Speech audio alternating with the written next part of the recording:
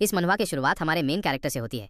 वो कहता है मेरी एस क्लास सुपरनैचुरल एबिलिटी ने मुझे हवा से अनलिमिटेड मैजिकल पावर जनरेट करने की ताकत दी है। मुझे लगा अब मैं अपनी जिंदगी के टॉप पर पहुंच सकता हूं, लेकिन हुआ उल्टा। लोग मुझे नीचा देखने लगे सिर्फ इसलिए क्योंकि मेरी जनरेटेड मैजिक पावर सिर्फ मेजेस और हीलर्स के काम आती है, और मैं खुद एक लेवल 29 का लो टियर हंटर हूँ। लड़ाई के टाइम मैं बस पीछे खड़ा रह जाता हूँ। जब तक टीम के मेजेस की मैजिक पावर खत्म ना हो जाए तब तक मेरी जरूरत ही नहीं होती, और जब उनकी मैजिक खत्म होती है तभी मैं आगे आता हूँ उनकी मैजिक रिचार्ज करने के लिए। मेरी हेल्प से मेज एक पावरफुल स्ट्राइक करता है और बॉस को हरा देता है, लेकिन फिर भी कोई मुझे थैंक नहीं करता। सब मुझे सिर्फ एक टूल की तरह ट्रीट करते हैं। एक टीममेट बोला, हंटर सानो, आज तुम्हारा कोई खास योगदान तो दिखा नहीं, जाओ उस बॉस से यूजफुल पार्ट्स कलेक्ट करो। मन नहीं था, फिर भी मैं चुपचाप मान गया। पास खड़ा एक और टीममेट मजाक उड़ाता है, ये कॉम्बैट पर्सनल है ना, फिर भी इसे लॉजिस्टिक्स वर्क करना पड़ रहा है। दूसरा बोला, सुनने में आया है कि इसके पास बस एक ही स्किल है, इन्फिनिट मैजिक जनरेशन। नाम सुन के ही एक्साइट मत हो जाना, एस क्लास स्किल है लेकिन कोई काम की नहीं, बस ऐसे बॉस फाइट्स में काम आती है जहां बहुत मैजिक चाहिए। नॉर्मल मॉन्स्टर हंटिंग में इसका कोई यूज नहीं। यही वजह है कि 5 साल से हंटर है, फिर भी अभी तक लेवल 30 नहीं पहुंचा। मैं बस चुपचाप उनकी बातों को सहता रहा। बस एक बार लेवल 30 तक पहुंच जाऊं, सब कुछ बदल जाएगा। जब मैं वापस ग्रेट सेज गिल्ड हेडक्वार्टर्स पहुंचा तो मुझे वो खबर सुनने को मिली जो मैं बिल्कुल नहीं सुनना चाहता था। सानो, तुम्हें पता होना चाहिए कि अब कोई तुम्हारे साथ टीम अप करना नहीं चाहता, और तुम्हारे करंट लेवल 29 के साथ तुम्हारे लिए सोलो डंजन क्लियर करना पॉसिबल नहीं है। इसलिए सबकी डिस्कशन के बाद हमने ये डिसाइड किया है कि तुम्हें बिजनेस डिपार्टमेंट में ट्रांसफर कर दिया जाए, जहां तुम अपनी एबिलिटी को अच्छे से यूज कर सको। अगर मैं डंजन कॉन्कर ही नहीं कर सकता तो अब तक की मेरी सारी मेहनत का क्या मतलब था। आखिरकार मैंने गिल्ड छोड़ने का फैसला किया, लेकिन किसी को ये नहीं पता कि मेरी एबिलिटी सिर्फ इन्फिनिट मैजिक जनरेशन नहीं है। असल में मेरा स्किल हंटर बनने से पहले ही अवेकन हो गया था। जब स्किल एक्टिवेट हुआ तो मेरे सामने एक पॉपअप आया, do you want to copy this object. मैंने कॉपी बटन पर क्लिक किया। पॉपअप के नीचे लिखा था TTRL PLC। जैसे ही क्लिक किया पॉपअप नीली रोशनी में बदल गया और मेरे हाथ में जो खाना था उसका एक एग्जैक्ट कॉपी सामने आ गया। मैंने सोचा, वाह कितना पावरफुल स्किल है, लेकिन थोड़ी देर बाद समझ आया कि इसके बहुत ही खराब ड्रॉबैक्स हैं। जैसे ही कॉपीड आइटम मेरे बॉडी से दूर जाती है वो नीली रोशनी बनकर गायब हो जाती है। सबसे फ्रस्ट्रेटिंग बात, कॉपीड इक्विपमेंट में लेवल रिस्ट्रिक्शंस है। अगर कोई इक्विपमेंट मेरे लेवल से ऊपर है तो वो कॉपी ही नहीं होगी, लेकिन अजीब बात यह है कि कॉपीड मैजिक पावर गायब नहीं होती, मैं उसे दूसरों को दे भी सकता हूँ। यही बात लोगों को मेरी स्किल को लेकर कंफ्यूज कर देती है, इसलिए इसका नाम पड़ा इन्फिनिट मैजिक ग्रोथ। मैं और भी स्किल्स कॉपी कर सकता हूँ, लेकिन हर स्किल के साथ अलग अलग कंडीशंस होती हैं। इसी बीच मेरे फोन पर एक न्यूज अलर्ट आता है, CIA dragon sword will be exhibited in the island nation. ये long sword 2 special skill slots और डिफेंस बूस्टिंग इफेक्ट्स के साथ आती है। इसकी सबसे खास बात, जैसे ही कोई इसे हाथ में लेता है उसका लेवल सीधा 200 तक पहुंच जाता है, और इस वेपन की रिक्वायरमेंट सिर्फ लेवल 30 है, लेकिन इस लेजेंडरी स्वॉर्ड की ड्यूरेबिलिटी सिर्फ 10 है। इसी वजह से इसे एग्जीबिशन में रखा गया है, लेकिन ये मौका मेरे लिए परफेक्ट है। ड्यूरेबिलिटी भाड़ में जाए, मैं तो इसे इन्फिनिट बार कॉपी कर सकता हूँ। बस एक हफ्ते में लेवल 30 तक पहुंचना है और इस स्वॉर्ड को छूना है। इसलिए मैंने एक टेम्पररी टीम ज्वाइन की जो giant king spider dungeon conquer करने वाली थी, और मैं फिर से वही करता हूँ, मेज के पीछे छुपकर, कभी कभी आगे आकर। अब मैं उस ब्लॉन्ड लड़के को मैजिक पावर दे रहा था, लेकिन वो भी काफी बदतमीज था। हर बार जब उसकी मैजिक रिचार्ज होती तो वो बिना रुके अपनी अल्टीमेट अटैक्स छोड़ने लगता, जैसे उसे दोबारा मैजिक खत्म होने का कोई डर ही नहीं। लेकिन अब मुझे फर्क नहीं पड़ता, मुझे सिर्फ ये जानना है कि लेवल अप करने के लिए और कितना एक्सपीरियंस चाहिए। सीनियर सोनो, अभी भी स्टेटस इन्फो देख रहे हो? ये बोलने वाला लड़का है इकानागा। वो भी ग्रेट सेज गिल्ड का मेंबर है और टेक्निकली मेरा जूनियर भी, लेकिन मैं एक सीनियर होते हुए भी कितनी बुरी हालत में जी रहा हूँ। सुना है उसे पैसों की कमी है, इसलिए जब भी उसे टाइम मिलता है वो ऐसे टेम्पररी टीम्स में जुड़कर पैसे कमाता है। जल्द ही हम बॉस रूम पहुंच जाते हैं। Boss giant king spider level 80। इतना हैवी प्रेशर, क्या हम सच में इसे हरा पाएंगे? मैं बहुत नर्वस हूँ। ये देखकर इकानागा मुझे थोड़ा कंफर्ट करता है, कोई बात नहीं सीनियर, आप बस पीछे छुपे रहिए। जायंट किंग स्पाइडर को हराना एक्चुअली काफी सिंपल है, बस इसके सिल्क से बचकर रहिए। अगर फंस गए तो निकलना मुश्किल हो जाएगा, और इन स्पाइडर एग्स को भी मत छेड़ना, वरना बॉस पूरी तरह से बजर्क हो जाएगा। तभी वो ब्लॉन्ड लड़का इंपेशेंट हो जाता है। इकानागा, ऑडियंस मेंबर से इतना क्यों एक्सप्लेन कर रहे हो? चलो फाइट शुरू करो ना। गुस्से में वो अपने पैरों के पास पड़ा एक छोटा सा स्टोन लात मारकर उछाल देता है, लेकिन स्टोन सीधे जाकर स्पाइडर सिल्क से टकरा जाता है। Giant king spider instantly react करता है, एक जोरदार रोर मारता है और हम सब पर हमला कर देता है। डैमेज, देख लिया ना क्या कर दिया तुमने। शुक्र है हमारा टैंक सामने आ जाता है और बॉस के एक पैर को काट देता है, जिससे उसका अटैक ब्लॉक हो जाता है। अब सब क्या खड़े हो, अटैक करो, टैंक चिल्लाता है। सब लोग अपने वेपन्स निकालते हैं और अपने सिग्नेचर मूव्स के साथ बॉस पर टूट पड़ते हैं, और मैं हमेशा की तरह पीछे छुपकर बस साइलेंटली टीममेट्स के लिए चीयर करता हूँ। लेकिन फिर भी एक एक्सीडेंट हो ही जाता है। जायंट किंग स्पाइडर अपना सिल्क स्किल यूज करता है और वो ब्लॉन्ड लड़का फिर से कुछ बेवकूफी कर बैठता है। वो पूरे नेस्ट पर वाइड रेंज फ्लेम स्किल चला देता है। बॉस को तो कुछ नहीं होता क्योंकि वो सिल्क से ढका होता है, लेकिन नेस्ट में पड़े सारे स्पाइडर एग्स जल जाते हैं। ये देखकर जायंट किंग स्पाइडर पूरी तरह से बरसर्क हो जाता है। वो एक ही झटके में ढेर सारे सिल्क्स बाहर निकालता है और सब उसमें फंस जाते हैं। कोई भी टाइम पर बच नहीं पाता। ये क्या हो रहा है? मेरी फ्लेम्स सिल्क पर काम क्यों नहीं कर रही? ब्लॉन्ड लड़का चिल्लाता है, लेकिन उसकी आवाज सुनकर बॉस उसी की तरफ बढ़ता है। अब जाकर उसे अपनी गलती का एहसास होता है और वो डर के मारे कांपने लगता है। नहीं, एक जोरदार चीख के साथ वो ब्लॉन्ड लड़का इस दुनिया से गायब हो जाता है। ये देखकर मैं अंदर तक कांप उठता हूँ। मेरा पूरा बॉडी सिल्क में बंधा हुआ है, मैं हिल भी नहीं सकता। कौन मेरी हेल्प करेगा? और अब जायंट किंग स्पाइडर का अगला टारगेट मैं हूँ। वो मेरे बहुत पास आ चुका है। मैं इसे देखकर बिल्कुल निराश हो चुका हूँ। मैंने सोचा था ये लो लेवल डंजन सेफ होगा, लेकिन ऐसा निकला। मैं ये नहीं मान सकता। Do you want to copy and paste? जब भी मेरी जान जाने वाली होती है, मेरी एबिलिटी खुद एक्टिवेट हो जाती है और मुझसे एक कॉपी निकलकर सामने आ जाती है। ओरिजिनल बॉडी तुरंत गायब हो जाती है। लेकिन मेरी ये रेजरेक्शन भी मुझे क्राइसिस से नहीं बचा पाई। मैं दोबारा बॉस के हाथों मारा जाता हूँ। CTRL+5। एक और बार मैं रिवाइव होता हूँ और तुरंत छिप जाता हूँ। ये तरीका नहीं चलेगा। अब क्या करूँ? मैं अंदर ही अंदर परेशान हूँ। तभी मुझे किसी की कमजोर सी आवाज़ सुनाई देती है, हेल्प। ये कानागा है, वो अब भी जिंदा है। लेकिन इस हालत में मैं खुद को भी बचा नहीं पा रहा। फिर भी मैं जानता हूँ अगर मैंने कुछ नहीं किया तो इकानागा जरूर मारा जाएगा। चैन से कैसे देख सकता हूँ कि मेरा जूनियर मर जाए? मैं अपनी स्वॉर्ड लेकर बॉस की तरफ भागता हूँ और उस पैर पर जोरदार वार करता हूँ जिससे वो इकानागा पर अटैक करने वाला था। उसका पावरफुल रिकॉइल मुझे जमीन पर गिरा देता है, लेकिन उसी की वजह से बॉस का अटैक मिस हो जाता है। उसी पल एक सिस्टम पॉपअप सामने आता है, लेवल इंक्रीज टू 30। मैं सिस्टम पैनल की तरफ हैरानी से देखता हूँ। ये क्या हुआ? मैं अचानक लेवल अप कैसे हो गया? क्या मेरा पिछला अटैक असरदार था? मैं अभी इसी सोच में था और तभी बॉस ने मुझे फिर से मार डाला। CTRL+5। क्या मजाक है ये? लेकिन अब जब मेरी अटैक्स काम कर रही हैं तो मैं अब भागूंगा नहीं। चाहे मुझे कितनी भी बार मरना पड़े, मैं तुझे हराकर ही दम लूंगा। 3 दिन और 3 रातों तक लगातार फाइट चली। मैं 50 बार मरा। टीम के लगभग सारे वेपन्स मुझसे टूट चुके थे। गुड न्यूज़ ये थी कि मेरा लेवल फिर से बढ़ चुका था और बॉस अब पूरी तरह जख्मी हो चुका था। अब इस फाइट को खत्म करने का टाइम आ गया है।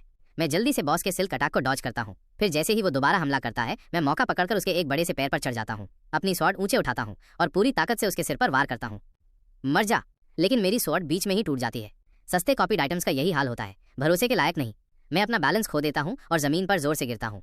बॉस जोर से दहाड़ता है और मेरी तरफ बढ़ता है। मैं मरने के लिए तैयार हो ही रहा था कि तभी कुछ मिराकुलस होता है। जिस जगह पर मैंने अभी अभी वार किया था वहाँ क्रैक्स बनने लगते हैं और वो पूरी बॉडी में फैल जाते हैं। एक तेज धमाके के साथ बॉस के पूरे शरीर के टुकड़े टुकड़े हो जाते हैं। इस पल सोनो जमीन पर बेसुध पड़ा होता है, जोर जोर से सांस लेते हुए। हा हा हा हा, मैंने आखिरकार कर दिखाया। फिर एक के बाद एक लेवल अप नोटिफिकेशंस की विंडोज सामने आने लगती हैं। Congratulations on obtaining the giant king spiders reward. थोड़ी देर आराम करने के बाद मैं इकानागा को उठाता हूँ और डंजन से बाहर निकलने की तैयारी करता हूँ। लेकिन तभी हम पर एक सडन अटैक होता है। मैं डर से आगे देखता हूँ और देखता हूँ कि सामने से कई लेवल 30 स्पाइडर ऑफस्प्रिंग हमारी तरफ आ रहे हैं। शिट, मैं तो किसी तरह संभल लूंगा, लेकिन इकानागा अभी तक होश में नहीं है।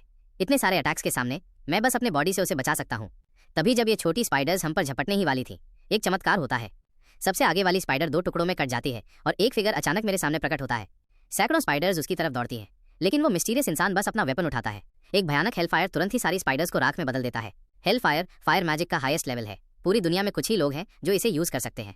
अगर मुझे सही याद है तो आइलैंड नेशन में सिर्फ एक ही इंसान है जो ये मैजिक यूज कर सकता है, the magic swordsman who uses the witches blade. Island nation का 5th रैंक्ड हंटर, हंटर नेस। क्या तुम दोनों ही इस डंजन के सर्वाइवर हो? वो पूछता है, सामने बिखरे पड़े सभी हाई लेवल हंटर्स की तरफ देखते हुए। एक लो लेवल हंटर जैसे सानो का बॉस रूम से जिंदा निकलना और एक टीममेट को बचा लेना, ये नेस के लिए हैरान कर देने वाली बात थी। आखिर यहाँ हुआ क्या था? तुमने ये कैसे मैनेज किया? अब हम island nation Hunter association headquarters में हैं। सरप्राइजिंगली हंटर नेस वहाँ के डंजन इमिग्रेशन मैनेजमेंट का डायरेक्टर भी है। थोड़ी सी इंक्वायरी के बाद नेस मुझसे कहता है, ये जायंट किंग स्पाइडर का सिल्क है और बाकी डंजन गेम्स भी। मैं ये तुम्हें बाद में दे दूंगा, अगर और कुछ नहीं है तो तुम जा सकते हो। इतनी आसानी से? यकीन नहीं हो रहा। मेरी टीम तो अनरजिस्टर्ड थी, यानी हमने इलीगल डंजन कॉन्क्वेस्ट किया। क्या मैं सच में यूं ही चला जाऊं? नेस कहता है, ऐसे केसेस रोज होते हैं। बहुत सी अनरजिस्टर्ड टीम्स अपने फायदे के लिए बिना परमिशन डंजन में जाती हैं और कैजुअलिटीज भी होती हैं। एसोसिएशन ने इसे एक तरह से चुपचाप मंजूरी दे रखी है। ये सुनकर मैं राहत की सांस लेता हूँ और जाने के लिए उठ खड़ा होता हूँ। तभी नेस मेरे हाथ में स्पाइडर सिल्क उठाकर मुझे बुलाता है, तुम ये भूल गए हो शायद। मैं कहता हूँ, नहीं चाहिए, ये और बाकी गेम्स प्लीज मेरे जूनियर को दे दीजिए। ये बोलकर मैं दूर बंद करता हूँ और बाहर चला जाता हूँ। स्पाइडर सिल्क को देखते हुए नेस थोड़ी कंफ्यूजन में पड़ जाता है। आखिर ये लड़का छुपा क्या रहा है? बाहर निकलते ही मैं खुद को रोक नहीं पाता और एक ट्रायम्फेंट स्माइल के साथ स्मर्क करता हूँ। ग्रेट, मैं सक्सीड हो गया। स्पाइडर सिल्क, अब मेरे पास इन्फिनिट है। जायंट किंग स्पाइडर का सिल्क वैसा ही सिल्क शूट कर सकता है जैसा बॉस करता था। इसमें हाई एडहेसिवनेस है, यूसेज लेवल 40। ये क्या बकवास है? इतनी मेहनत के बाद और अब ये? बॉस, मुझे ऐसा आइटम मिल गया। खैर, पहले इसे कॉपी कर लेता हूँ। लेकिन जैसे ही मैं उसे छूता हूँ वो स्पाइडर सिल्क मेरी आंखों के सामने ही गायब हो जाती है। मैं हैरान होकर देखता हूँ, समझ नहीं आता कि क्या हुआ। जायंट किंग स्पाइडर का स्पाइडर सिल्क करंट स्किल ने अब्सॉर्ब कर लिया। CTRL+5 ability value increased. मैं सिस्टम के पॉपअप को देखकर हैरान रह जाता हूँ। CTRL-PEC कंट्रोल्ड ऑब्जेक्ट्स को कॉपी कर सकता है। CTRL-PS5+5 उन्हें पेस्ट कर सकता है। लेवल LV1 पर 3 स्किल ऑप्शंस अवेलेबल हैं। वाओ, ये कमाल है। मैं सोच भी नहीं सकता था कि मेरी स्किल लेवल अप भी कर सकती है। मैं तुरंत नीचे दिख रहे 3 स्किल ऑप्शंस पर क्लिक करता हूँ, CTRL+5। तभी एक नया पॉपअप मेरे सामने आता है। ऑप्शन 1, तुम अपने कॉपीड ऑब्जेक्ट्स को पेस्ट कर सकते हो और उन्हें अपनी मनचाही ड्यूरेशन तक मेंटेन कर सकते हो। ऑप्शन 2, तुम किसी भी ऑब्जेक्ट्स को एक खास समय अवधि में आपस में स्टिच कर सकते हो। ऑप्शन 3, तुम जायंट किंग स्पाइडर का स्पाइडर सिल्क अनटैंगल कर सकते हो। ये इवॉल्व स्किल सच में एक बड़ा सरप्राइज है। अब कॉपीड ऑब्जेक्ट्स मेरे बॉडी से अलग होने के बाद भी तुरंत गायब नहीं होंगे। चलो पहले ट्राई करते हैं। स्पाइडर सिल्क को 1 मिनट के लिए कॉपी करता हूँ। वो सच में मेरे हाथ से अलग होने के बाद भी गायब नहीं हुआ और ठीक 1 मिनट बाद वो डिसअपियर हो गया। मैं तो अब अमीर हो जाऊंगा। अगर मैं टाइम 1000 साल या 10,000 साल सेट कर दूं तो क्या वो कभी डिसअपियर नहीं होगा? डंजन से मिले इस फायदे को सोचकर मैं जोर जोर से हंस पड़ता हूँ। आज से मैं एक रिच मैन हूँ। मेरी लग्जरी लाइफ शुरू हो गई है। रेनबो ब्रिज पर एक बड़ा ट्रक फुल स्पीड से चल रहा है। ये वही व्हीकल है जो किसिया ड्रैगन स्वॉर्ड को ट्रांसपोर्ट कर रहा है। इस ट्रांसपोर्ट की रिस्पॉन्सिबिलिटी 2 लोग संभाल रहे हैं। मॉल ग्रांट लेवल 112, एरिस ह्यू लेवल 131। प्रोफेशन मेज दोनों ही इंटरनेशनल हंटर एसोसिएशन से बिलोंग करते हैं। ये स्वॉर्ड के एग्जीबिशन का आखिरी स्टॉप होना चाहिए। मॉल पूछता है, तुम एग्जीबिशन खत्म होने के बाद छुट्टी पर जाने का प्लान कर रहे हो? एरिस जवाब देता है, मैं आइलैंड नेशन के डंजन्स एक्सप्लोर करना चाहता हूँ। मॉल हंसते हुए कहता है, इस बार उम्मीद है तुम्हें कोई ट्रेजर मिल जाए। लेकिन आरिस ज्यादा इंप्रेस नहीं होता, दूसरों के मैटर्स में दखल ट्रबल ला सकती है। तभी रेडियो से एक रिपोर्ट आती है, हम फिलहाल रेनबो ब्रिज डंजन से गुजर रहे हैं। इलेक्ट्रोमैग्नेटिक इंटरफेरेंस के कारण कम्युनिकेशन 5 मिनट के लिए बंद रहेगा। ये सुनकर मॉल खिड़की से बाहर देखता है। समंदर पर बना ये डंजन कितना रोमांटिक लगता है। लेकिन आरिस के चेहरे पर चिंता साफ नजर आती है। उसी समय rainbow bridge dungeon immigration office की दूसरी तरफ 2 हंटर्स गार्ड ड्यूटी पर हैं। फायरबॉल, ये जॉब कितनी बोरिंग है ना? लेकिन फायरबॉल मजाक उड़ाते हुए कहता है, तू लेवल 21 रुकी है, कनेक्शन से मिली इतनी आसान जॉब और तू फिर भी खुश नहीं। तुझे पता है 3 हफ्ते पहले यहाँ एक मेजर इंसिडेंट हुआ था। तभी अचानक उनके पैरों के पास कुछ अजीब सी चीज रोलिंग होती हुई आ जाती है। ध्यान से देखने पर पता चलता है वो एक स्लाइम है। छोटू झुककर उसे उठा लेता है। डंजन वाले स्लाइम से भी ज्यादा क्यूट है ये। लेकिन फायरबॉल का चेहरा देखते ही डर से सख्त हो जाता है। एक मॉन्स्टर डंजन के बाहर कैसे आ सकता है? तभी एक फिगर अचानक सामने प्रकट होता है। फायरबॉल पीछे देखता है, एक ह्यूज गॉब्लिन क्लब से हमला करता है। तुरंत खून बहने लगता है। इस समय मैं अभी भी हंटर एसोसिएशन में हूँ और अपने इन्फॉर्मेशन पैनल को देख रहा हूँ। डंजन कॉन्क्वेस्ट से मिली मैसिव एक्सपीरियंस की वजह से मेरा लेवल अब लगभग 50 होने वाला है। लेवल 50 के बाद मैं अल्टीमेट डंजन्स कॉन्कर करने के लिए टीम बना सकता हूँ। मैं प्राउडली पैसे कमाने के लिए अपनी एबिलिटी का यूज करने ही वाला होता हूँ कि अचानक कुछ हंटर्स मेरे सामने से भागते हुए गुजरते हैं। उनकी बातों से मुझे पता चलता है रेनबो ब्रिज डंजन में कोई अनोमली आ गई है। वहाँ रेड अलर्ट स्टेटस है और किशा ड्रैगन स्वॉर्ड वाला ट्रक उसी ब्रिज पर है। क्या ये मजाक है? वो स्वॉर्ड वहीं है। हंटर एसोसिएशन की छत पर कई एयरक्राफ्ट पहले से ही स्टैंड बाय पर हैं। एसोसिएशन के तमाम हंटर्स वहां सपोर्ट के लिए पहुंच चुके हैं। तभी एक नया नाम सामने आता है, हंटर एनए। इस मिशन में सबसे पहले सिटीजन्स को बचाना है। किशा ड्रैगन स्वॉर्ड सिर्फ सेकेंडरी प्रायोरिटी है। जैसे ही नस एयरक्राफ्ट में चढ़ने वाली थी, उसे दूर कुछ हलचल दिखी। ध्यान से देखने पर हाँ, मैं ही था जो बिना शर्म के पीछे पीछे चल रहा था। हंटर नाना ने कहा, प्लीज मुझे भी साथ चलने दो, मैं भी और लोगों को बचाना चाहता हूँ। मैं सिटीजन्स को गाइड और इवैक्यूएट करने में मदद कर सकता हूँ। नानिस मुझे देखकर हैरान हो गई। उसे याद आया कि पहले मैं किसी तरह जिंदा बच गया था और अपने जूनियर की मदद की थी। उसने मुझे साथ ले जाने के लिए हाँ कर दी। बाकी हंटर्स से मुझे पता चला कि रेनबो ब्रिज डंजन कुछ अजीब लग रहा है। 3 हफ्ते पहले ही वहाँ अनरेस्ट को कंट्रोल किया गया था और अब फिर अनोमली शुरू हो गई है। इस दुनिया में अब कुछ भी सरप्राइजिंग नहीं बचा। यहाँ तक कि जो डंजन्स कोलैप्स हो चुके हैं वो भी फिर से कोलैप्स हो सकते हैं और हर बार हमें उसे रोकना होता है ताकि 15 साल पहले जैसी ट्रेजेडी फिर से न हो। 15 साल पहले एक साथ ग्लोबल डिजास्टर्स हुए थे। नेशनल लेवल के डिजास्टर डंजन्स सब कोलैप्स हो गए थे। अगर डंजन्स के अंदर के मॉन्स्टर्स को प्रॉपर्ली सब्जुगेट ना किया जाए तो डंजन सैचुरेशन की वजह से कोलैप्स हो जाता है। उस वक्त बहुत से मॉन्स्टर्स बाहर निकलकर शहरों पर टूट पड़े थे। हजारों सिटीजन्स पर अटैक हुआ। सिटीज पल भर में नर्क बन गए। मैं उस डिजास्टर से बच गया था, लेकिन अपने दोनों पेरेंट्स को खो चुका था। उसी वक्त एक अदरवर्ल्डली बीइंग मेरे सामने आया और मुझे कॉपी पेस्ट स्किल्स का कर्स दे गया। उसने कहा ये कर्स एक गिफ्ट है जिसकी टाइम लिमिट 20 साल है। लेकिन मुझे आज तक ये नहीं पता कि ये लिमिट स्किल्स की है या मेरी लाइफ की। अब भी उस घटना को 15 साल हो चुके हैं, यानी उस बीइंग के लौटने और शायद अगले डिजास्टर के आने में सिर्फ 5 साल बचे हैं।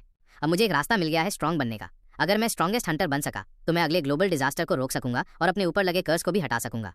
रेनबो ब्रिज इस वक्त पूरी तरह केओस में डूबा है। हर कुछ देर में एक्सप्लोजन्स की आवाजें आ रही हैं। शिनोडा सट्टोरू मजबूरी से देख रहा है कि कैसे सैकड़ों मॉन्स्टर्स सिटीजन्स पर हमला कर रहे हैं। दुश्मनों की तादाद बहुत ज्यादा है, हमें और हंटर्स की जरूरत है। वो बुदबुदाया। तभी एक गॉब्लिन पीछे से उस पर हमला करता है। वो तुरंत पलटता है और अपनी तलवार से वार करता है। लेकिन अभी उस हमले से निपटा ही था कि एक और मॉन्स्टर पीछे से स्नीक अटैक करता है। सौभाग्य से कोई उसे बचा लेता है। वो वही फायरबॉल था जो पहले भी उसे बचा चुका था। शिनोडा ने कहा, थैंक यू, आज तुमने मुझे 2 बार बचाया। अगर तुमने मुझे टैकल ना किया होता तो मैं शायद अब तक मर चुका होता। लेकिन सामने वाला उसे हल्के में ले रहा था, मानो वो कनेक्शंस के जरिए अंदर आया हो। फिर भी शिनोडा सट्टोरू ने मन में ठान लिया, सीनियर चाहे जो हो मैं आपका कर जरूर चुकाऊंगा। बच्चे, हमें ब्रिज हट तक पहुंचना होगा, वो बोला। जल्दी से रेस्क्यू टीम से रॉन्डेवू करना है। रेनबो ब्रिज के सेंटर में एक जायंट बीस्ट ट्रांसपोर्ट ट्रक पर हमला कर रहा है।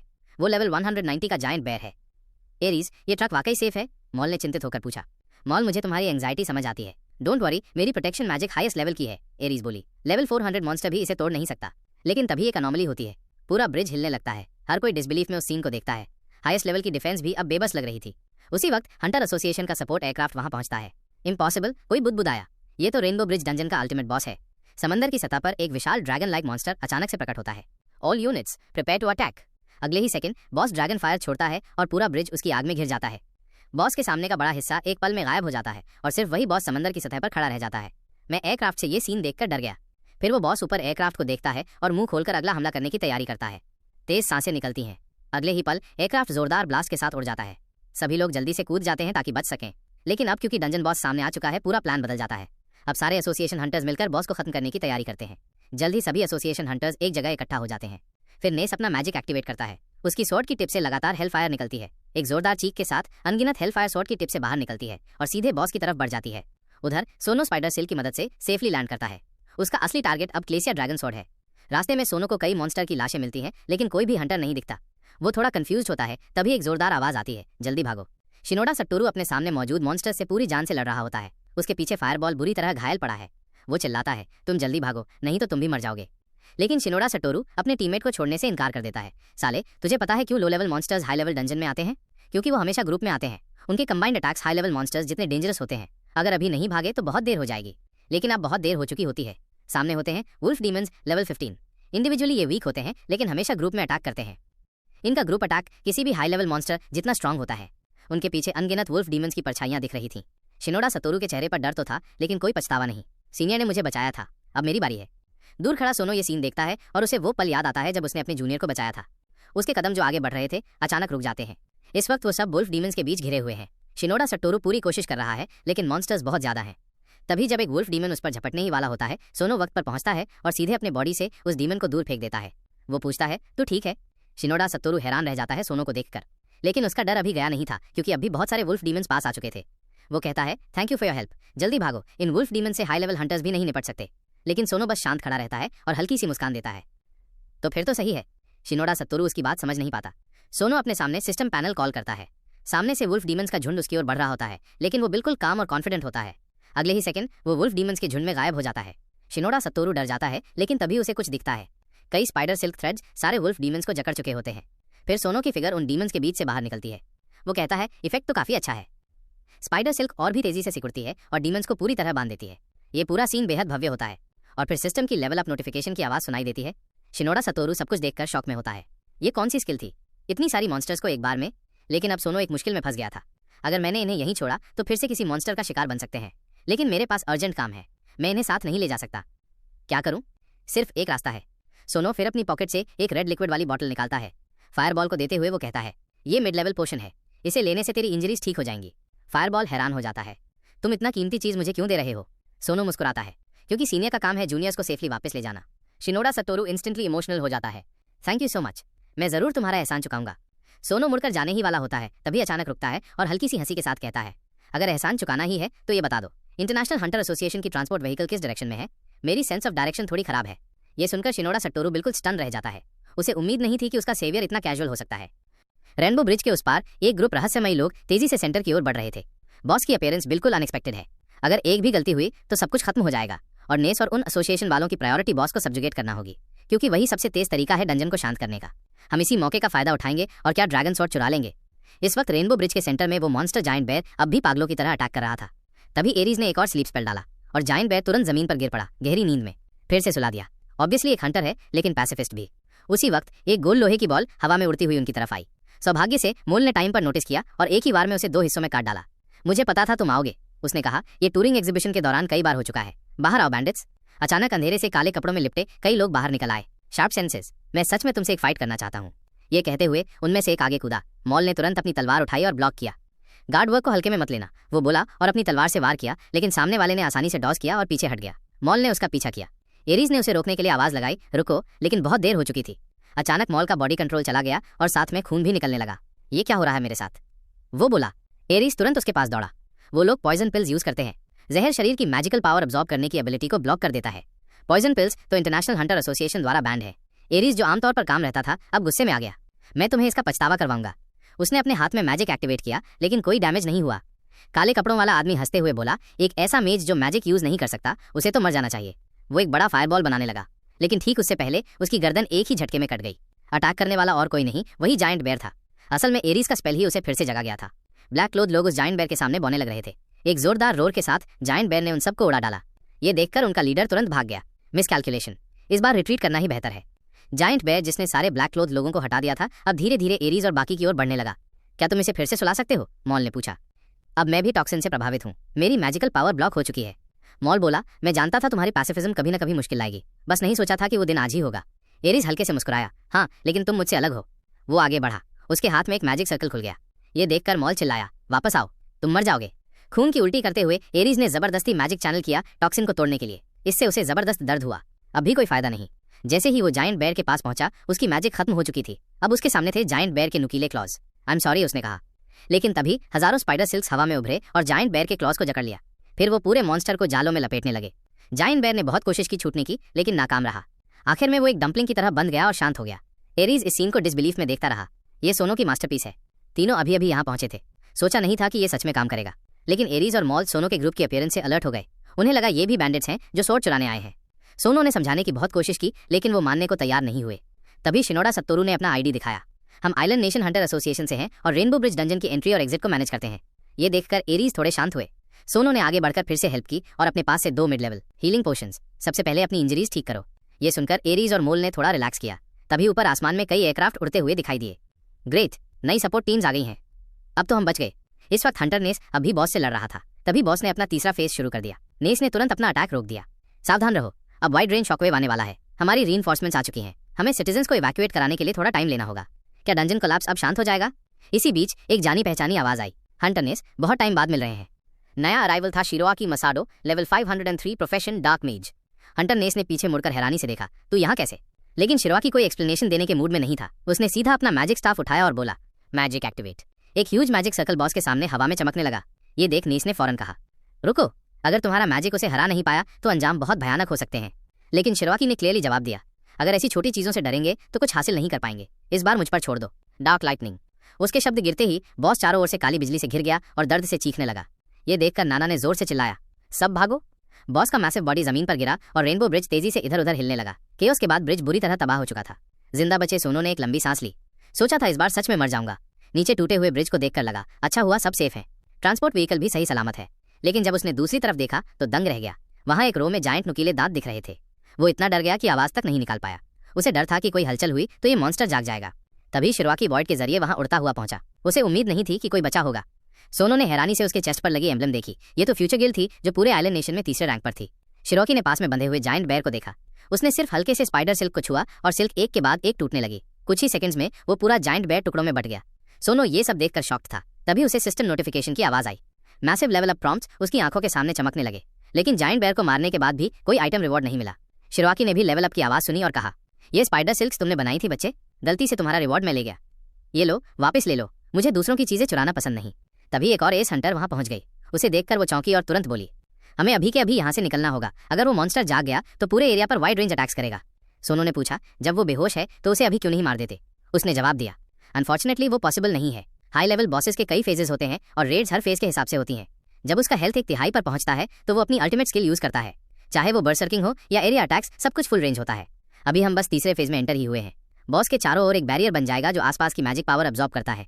इस दौरान कोई भी अटैक बेअसर होता है। तभी बॉस की आंखें अचानक खुल गईं। उसने गुस्से में जोर से दहाड़ लगाई। उफ, ये तो एक्सपेक्टेड टाइम से पहले ही जाग गया। शिरोकी ने सोनो की तरफ देखा और बोला, बच्चे अलविदा, मर गए तो ब्लेम मत करना। इतना कहकर वो ने के साथ बॉस की तरफ भागा और फिर से जबरदस्त बैटल शुरू हो गई। सोनो ने तुरंत बाकियों को संभाला और जोर से चिल्लाया, गाइस, सिचुएशन बहुत क्रिटिकल है। बॉस तीसरे फेज में पहुंच चुका है और अभी कोई भी वाइड रेंज अटैक लॉन्च कर सकता है। लेकिन हमारे पास भागने का वक्त नहीं बचा है। सब ये सुनकर शॉक्ड रह गए। हमें तुरंत किशा ड्रैगन स्वॉर्ड हासिल करनी होगी ताकि हम उस बॉस को हरा सके। मैं वादा करता हूं कि बाद में वो स्वॉर्ड वापस कर दूंगा। लेकिन मॉर्गन को उसकी बातों पर बिल्कुल यकीन नहीं हुआ। तुमने सही है, तुमने हमें 2 बार बचाया है, वो भी एक लो लेवल हंटर होते हुए। लेकिन अगर तुम्हें वो स्वॉर्ड मिल भी गए तब भी तुम उस अल्टीमेट बॉस को हरा नहीं सकते। और वैसे भी वो स्वॉर्ड अभी की हालत में ज्यादा बार यूज नहीं की जा सकती, इसलिए वो फिर भी बेकार है। तभी एरीज ने कहा, हमें ट्रेलर का सील खोलने के लिए बहुत सारा मैजिक पावर चाहिए। लेकिन फिलहाल हम बैंडेट्स के टॉक्सिन की वजह से मैजिक अब्सॉर्ब नहीं कर पा रहे हैं। ये परफेक्ट है। मुझे डंजन में मोबाइल मैजिक चार्जिंग स्टेशन कहा जाता है क्योंकि मेरे पास इन्फिनिट मैजिक जनरेशन की स्किल है। जैसे ही एरीज की एबिलिटी एक्टिवेट हुई, वो एक पल में ही मैजिक पावर से भर गई। ट्रांसपोर्ट व्हीकल का सील भी तुरंत टूट गया। ये देखते ही सोनो बिना किसी देरी के कूद गया।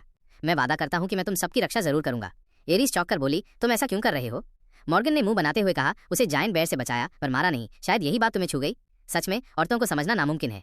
ट्रांसपोर्ट व्हीकल पर चढ़ते ही सोनो का एक्साइटमेंट बढ़ गया। अब किशा ड्रैगन स्वॉर्ड बस मेरे हाथों की दूरी पर है। लेकिन तभी पीछे से अचानक वही बैंडिट आ गया। उसने सीधा अपना ब्लेड ऊपर उठाया और वार कर दिया। डेंजर को देखकर भी सोनो कुछ कर नहीं पाया। उसे सीधा छाती में छुरा मार दिया गया। सोनो तुरंत व्हीकल में गिर पड़ा।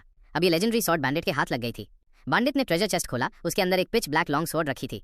जब यूजर मरता है तो giant foot spider silk randomly dissolve हो जाता है। जैसे ही स्पाइडर सिल्क टूटा, पूरा ट्रांसपोर्ट व्हीकल पानी में गिर गया और काले गहरे पानी में डूबने लगा। क्या तुम वाकई इस ऑब्जेक्ट को हासिल करना चाहते हो?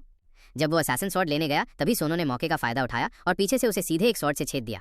मैं उन लोगों में से हूं जो अच्छा काम करने वालों का एहसान मानते हैं और बदला लेने वालों का भी 10 गुना। आखिरकार किशा ड्रैगन स्वॉर्ड सोनो के हाथ में आ गई। उसने तुरंत अपनी स्किल CTLC यूज करके स्वॉर्ड को कॉपी करने की कोशिश की। लेकिन सिस्टम की एक वार्निंग सामने आई। यूजर का लेवल टारगेट की रिक्वायरमेंट पूरी नहीं करता, ऑब्जेक्ट कॉपी नहीं हो सकती। सोनो डिसबिलीफ में सिस्टम स्क्रीन की तरफ देखने लगा। ये कैसे हो सकता है? इस स्वॉर्ड की लेवल रिक्वायरमेंट तो 30 है और मैं तो लेवल 50 से ऊपर हूँ, तो रिक्वायरमेंट तो पूरी होनी चाहिए। तभी एक और हादसा हो गया। वो पुराना असैसिन अभी तक मरा नहीं था। उसने अचानक से वापसी की और अपनी ब्लेड से सोनो को बेरहमी से वार किया। खून चारों तरफ फैल गया। लगता है मैं ब्लड टावर गिल्ड के असैसिन्स की इज्जत मिटा ही देता। अगर मेरे पास हीलिंग स्किल नहीं होती तो मैं कब का मर गया होता। सोर्ड फिर से असैसिन के हाथ में चली गई। दुर्भाग्य से मैं उन लोगों में से हूँ जो एहसान भूल जाते हैं, लेकिन बदला हमेशा लेते हैं। इस बार तुम्हें दोबारा मौका नहीं मिलेगा। ये कहते हुए उसने स्वॉर्ड से सोनो की तरफ हमला किया। शिट, मैं इतनी दूर तक आ गया था। तभी कुछ हुआ। किसिया ड्रैगन स्वॉर्ड अपने यूजर के साथ फ्यूज हो गई। सिस्टम नोटिफिकेशन, किसिया ड्रैगन स्वॉर्ड के एबिलिटी वैल्यू को अब्जॉर्ब किया जा रहा है। अब्जॉर्प्शन शुरू। कॉपिंग, किसिया ड्रैगन स्वॉर्ड का लेवल अब्जॉर्ब किया जा रहा है। कॉपिंग passive skill 35% defence increase absorb किया जा रहा है। कॉपिंग यूनिक स्किल 1 वैम्परिज्म अब्जॉर्ब किया जा रहा है। कॉपिंग यूनिक स्किल 2 बर्सर्किंग अब्जॉर्ब किया जा रहा है। किसिया ड्रैगन स्वॉर्ड की सारी एबिलिटीज पूरी तरह अब्जॉर्ब कर ली गई हैं। जब यूजर का हेल्थ 25% से नीचे गिरता है तब किसिया ड्रैगन स्वॉर्ड का प्रोटेक्शन मोड एक्टिवेट हो जाता है। किसिया ड्रैगन स्वॉर्ड की यूनिक स्किल 2 बर्सर्किंग अब फोर्सफुली एग्जीक्यूट होगी। उसी पल रेनबो ब्रिज का बॉस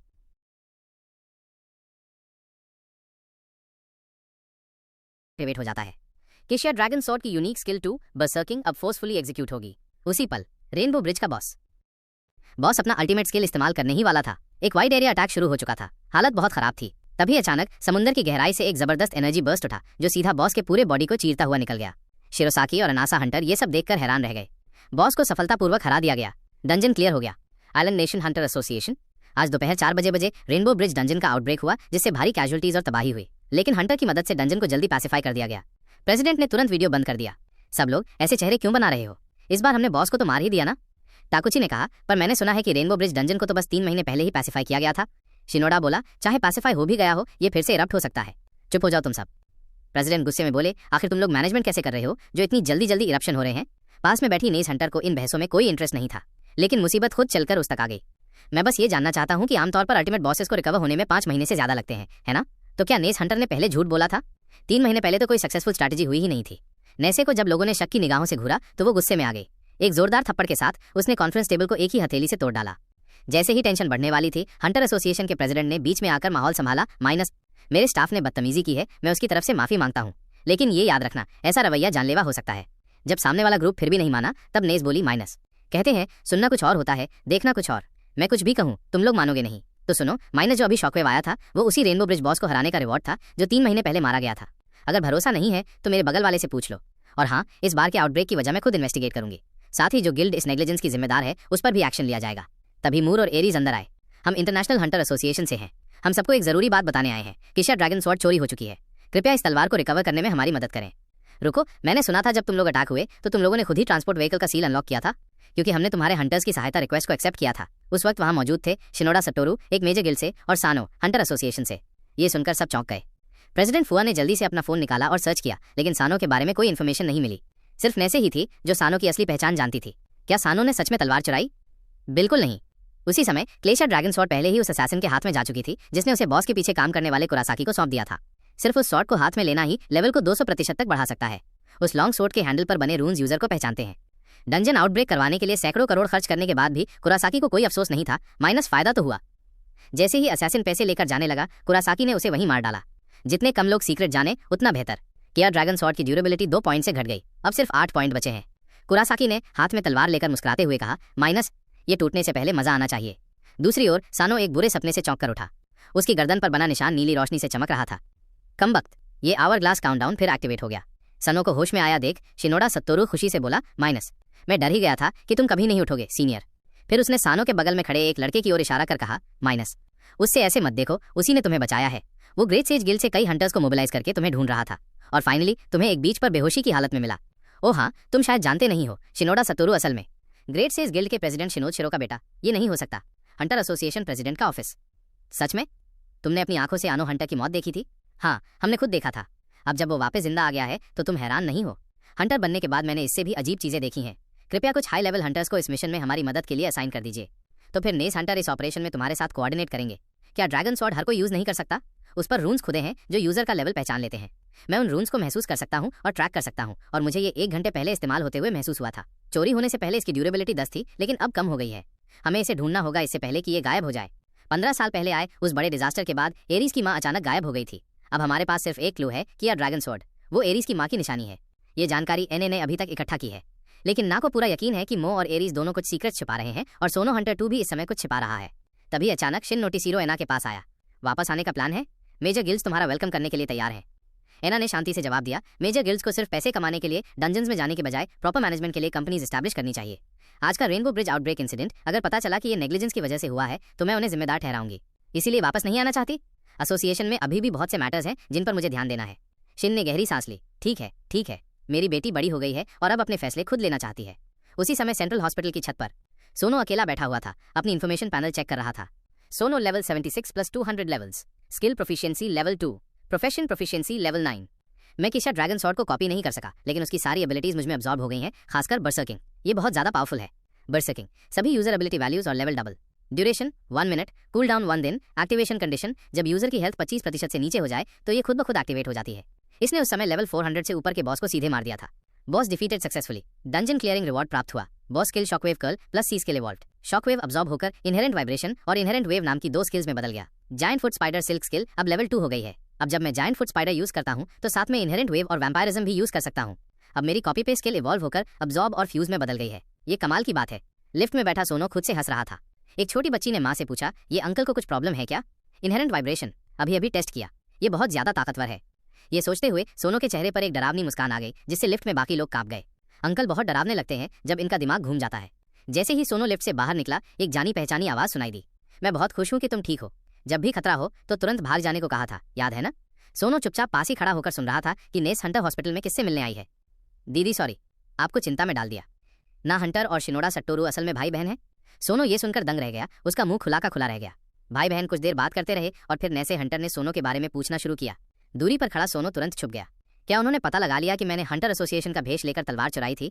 मुझे चुपचाप निकल जाना चाहिए इससे पहले कि कोई देख ले, लेकिन तभी मूर ने उसे रंगे हाथ पकड़ लिया। चोर, कहाँ भाग रहा है? अब कोई रास्ता नहीं बचा। मूर ने सोनो की कॉलर पकड़कर उसे जोर से दीवार से धक्का दे मारा। मूर ने सोनो को दीवार से जोर से धक्का मारा। तुमने सच में हंटर एसोसिएशन का झूठ बोला? अब चाहे सोनो जितना भी समझाता, मूर उस पर यकीन करने को तैयार नहीं था। हमने अपनी आंखों से तुम्हें मरते हुए देखा था और अब तुम जिंदा घूम रहे हो। तुम कैसे कह सकते हो कि तुम उन बैंडिट्स के साथ नहीं हो? ये कहते हुए मूर ने अपनी लॉन्ग स्वॉर्ड निकाली और उस पर स्वॉर्ड टेक्निक इस्तेमाल करने वाला था। ये देख एरीज जल्दी से उसे रोकने के लिए आगे आया, लेकिन मूर अपना होश खो चुका था। उसने तलवार उठाकर सीधे सोनो पर वार करने की कोशिश की, लेकिन तभी CTRL plus inherent vibration skill activated.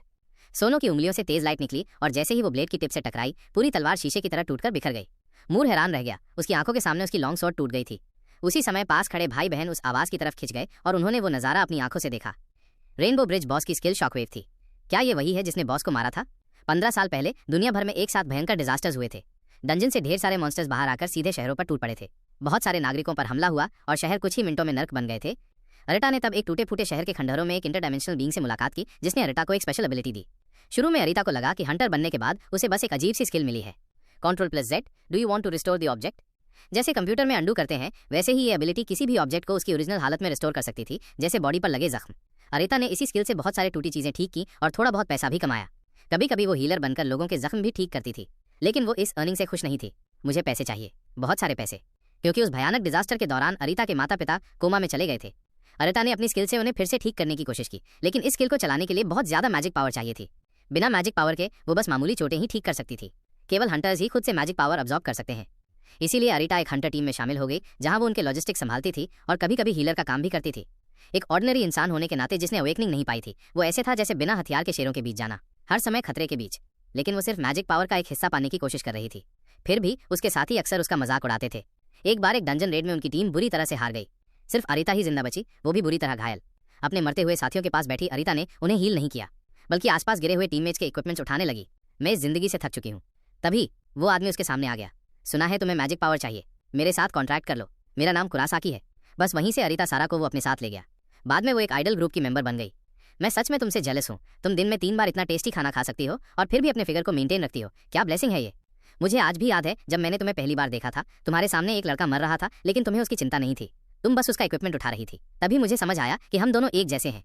किसी मिसअंडरस्टैंडिंग से बचने के लिए साफ कह दूं, जब तक हमारा कॉन्ट्रैक्ट है मैं तुम्हारे किसी काम में इंटरफियर नहीं करूंगा। तो फिर इस बार तुम मुझे डंजन में क्यों ले जाना चाहते हो? कुरोसाकी ने केशिया ड्रैगन स्वॉर्ड बाहर निकाली और बोला, इसे रिपेयर करने और तुम्हारी एबिलिटी से रिस्टोर करने के लिए बहुत मैसिव मैजिक पावर चाहिए। मैं गारंटी देता हूँ ये आखिरी बार होगा जब मैं तुम्हें डंजन चलने को कह रहा हूँ। ये सुनकर अरिता सराह की आंखों में चमक आ गई। मतलब इन्फिनिट आइटम जनरेशन उसी डंजन में है।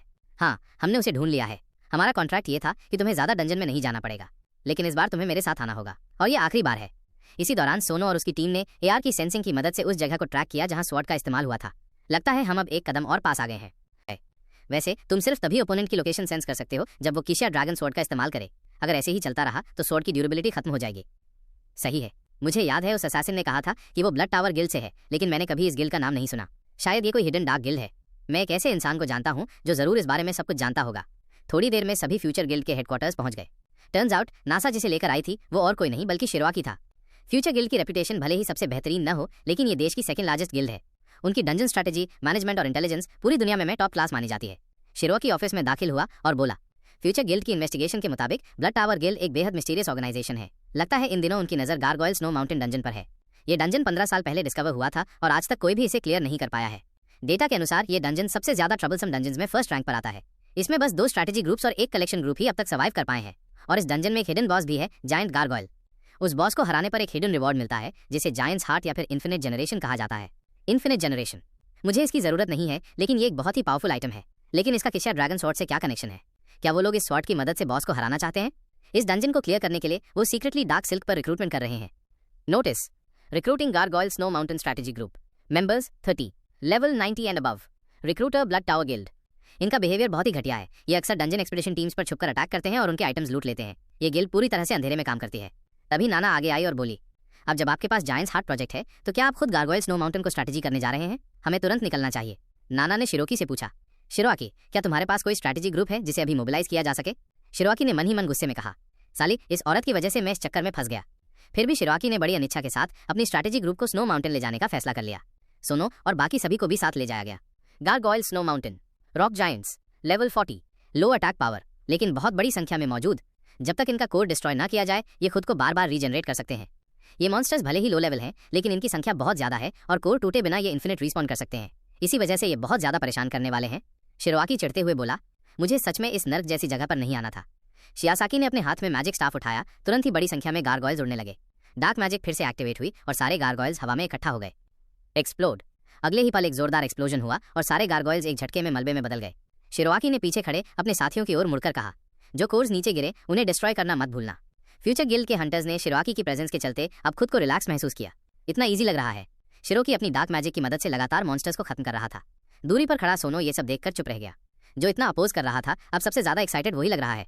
एरीज की इन्वेस्टिगेशन के अनुसार ये डंजन एक इंडक्टिव टाइप डंजन है। डंजन्स को आमतौर पर अलग अलग एरियाज में डिवाइड किया जाता है। ऑर्डिनरी डंजन्स में अगर तुम रास्तों को अच्छे से जानते हो तो कुछ एरियाज को स्किप करके सीधे फाइनल बॉस तक पहुंच सकते हो, लेकिन इंडक्टिव डंजन्स में हर एरिया को एक एक करके क्लियर करना पड़ता है। अगर बीच में फेल हो गए तो हिडन एरियाज एक्टिवेट नहीं होंगे। मतलब माइनस हमें पहले एक निश्चित संख्या में गारगोयल्स को हराना होगा, तभी बॉस सामने आएगा। बॉस सिर्फ हिडन एरिया में ही प्रकट होगा और हमें तेजी से एक्शन लेना होगा। अगर उस बॉस को हराने का इनाम ही असली की है। अगर हमें हिडन एरिया में घुसना है तो ब्लड टावर गिल्ड से पहले हमें वहां पहुंचना होगा। लेकिन सोनो के लिए हिडन बॉस की कोई अहमियत नहीं थी। वो यहाँ सिर्फ एक मकसद से आया था, एरिस की क्या ड्रैगन स्वॉर्ड वापस लाने। CTRL जोड़ 5 कहते ही giant foot spider silk activate हुआ।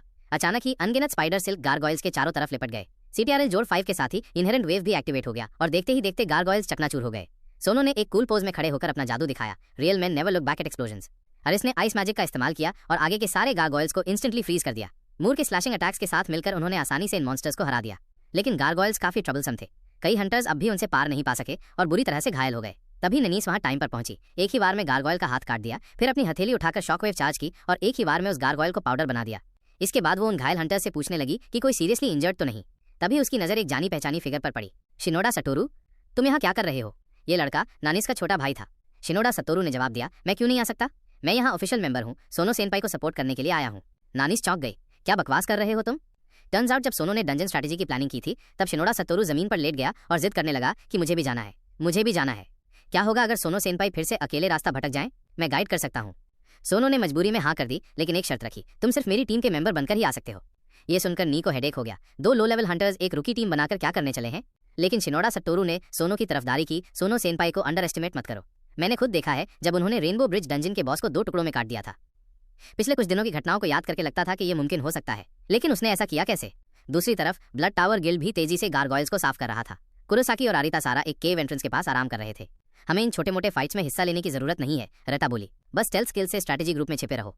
कुरोसाकी ने कहा, स्टेल्थ स्किल्स यूजफुल हैं, लेकिन कुछ हाई लेवल हंटर्स की परसेप्शन बहुत शार्प होती है, थोड़ा संभल के रहो। वो अरिता सारा से पूछती है, मैजिक अब्जॉर्प्शन कैसा चल रहा है?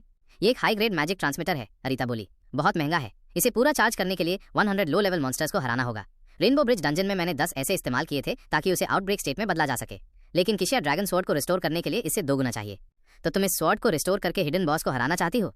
जो मुझे पता है उस हिसाब से हिडन डंजन में एक बहुत पावरफुल बैरियर है, उसे तोड़ने का एक ही तरीका है, CIA ड्रैगन स्वॉर्ड।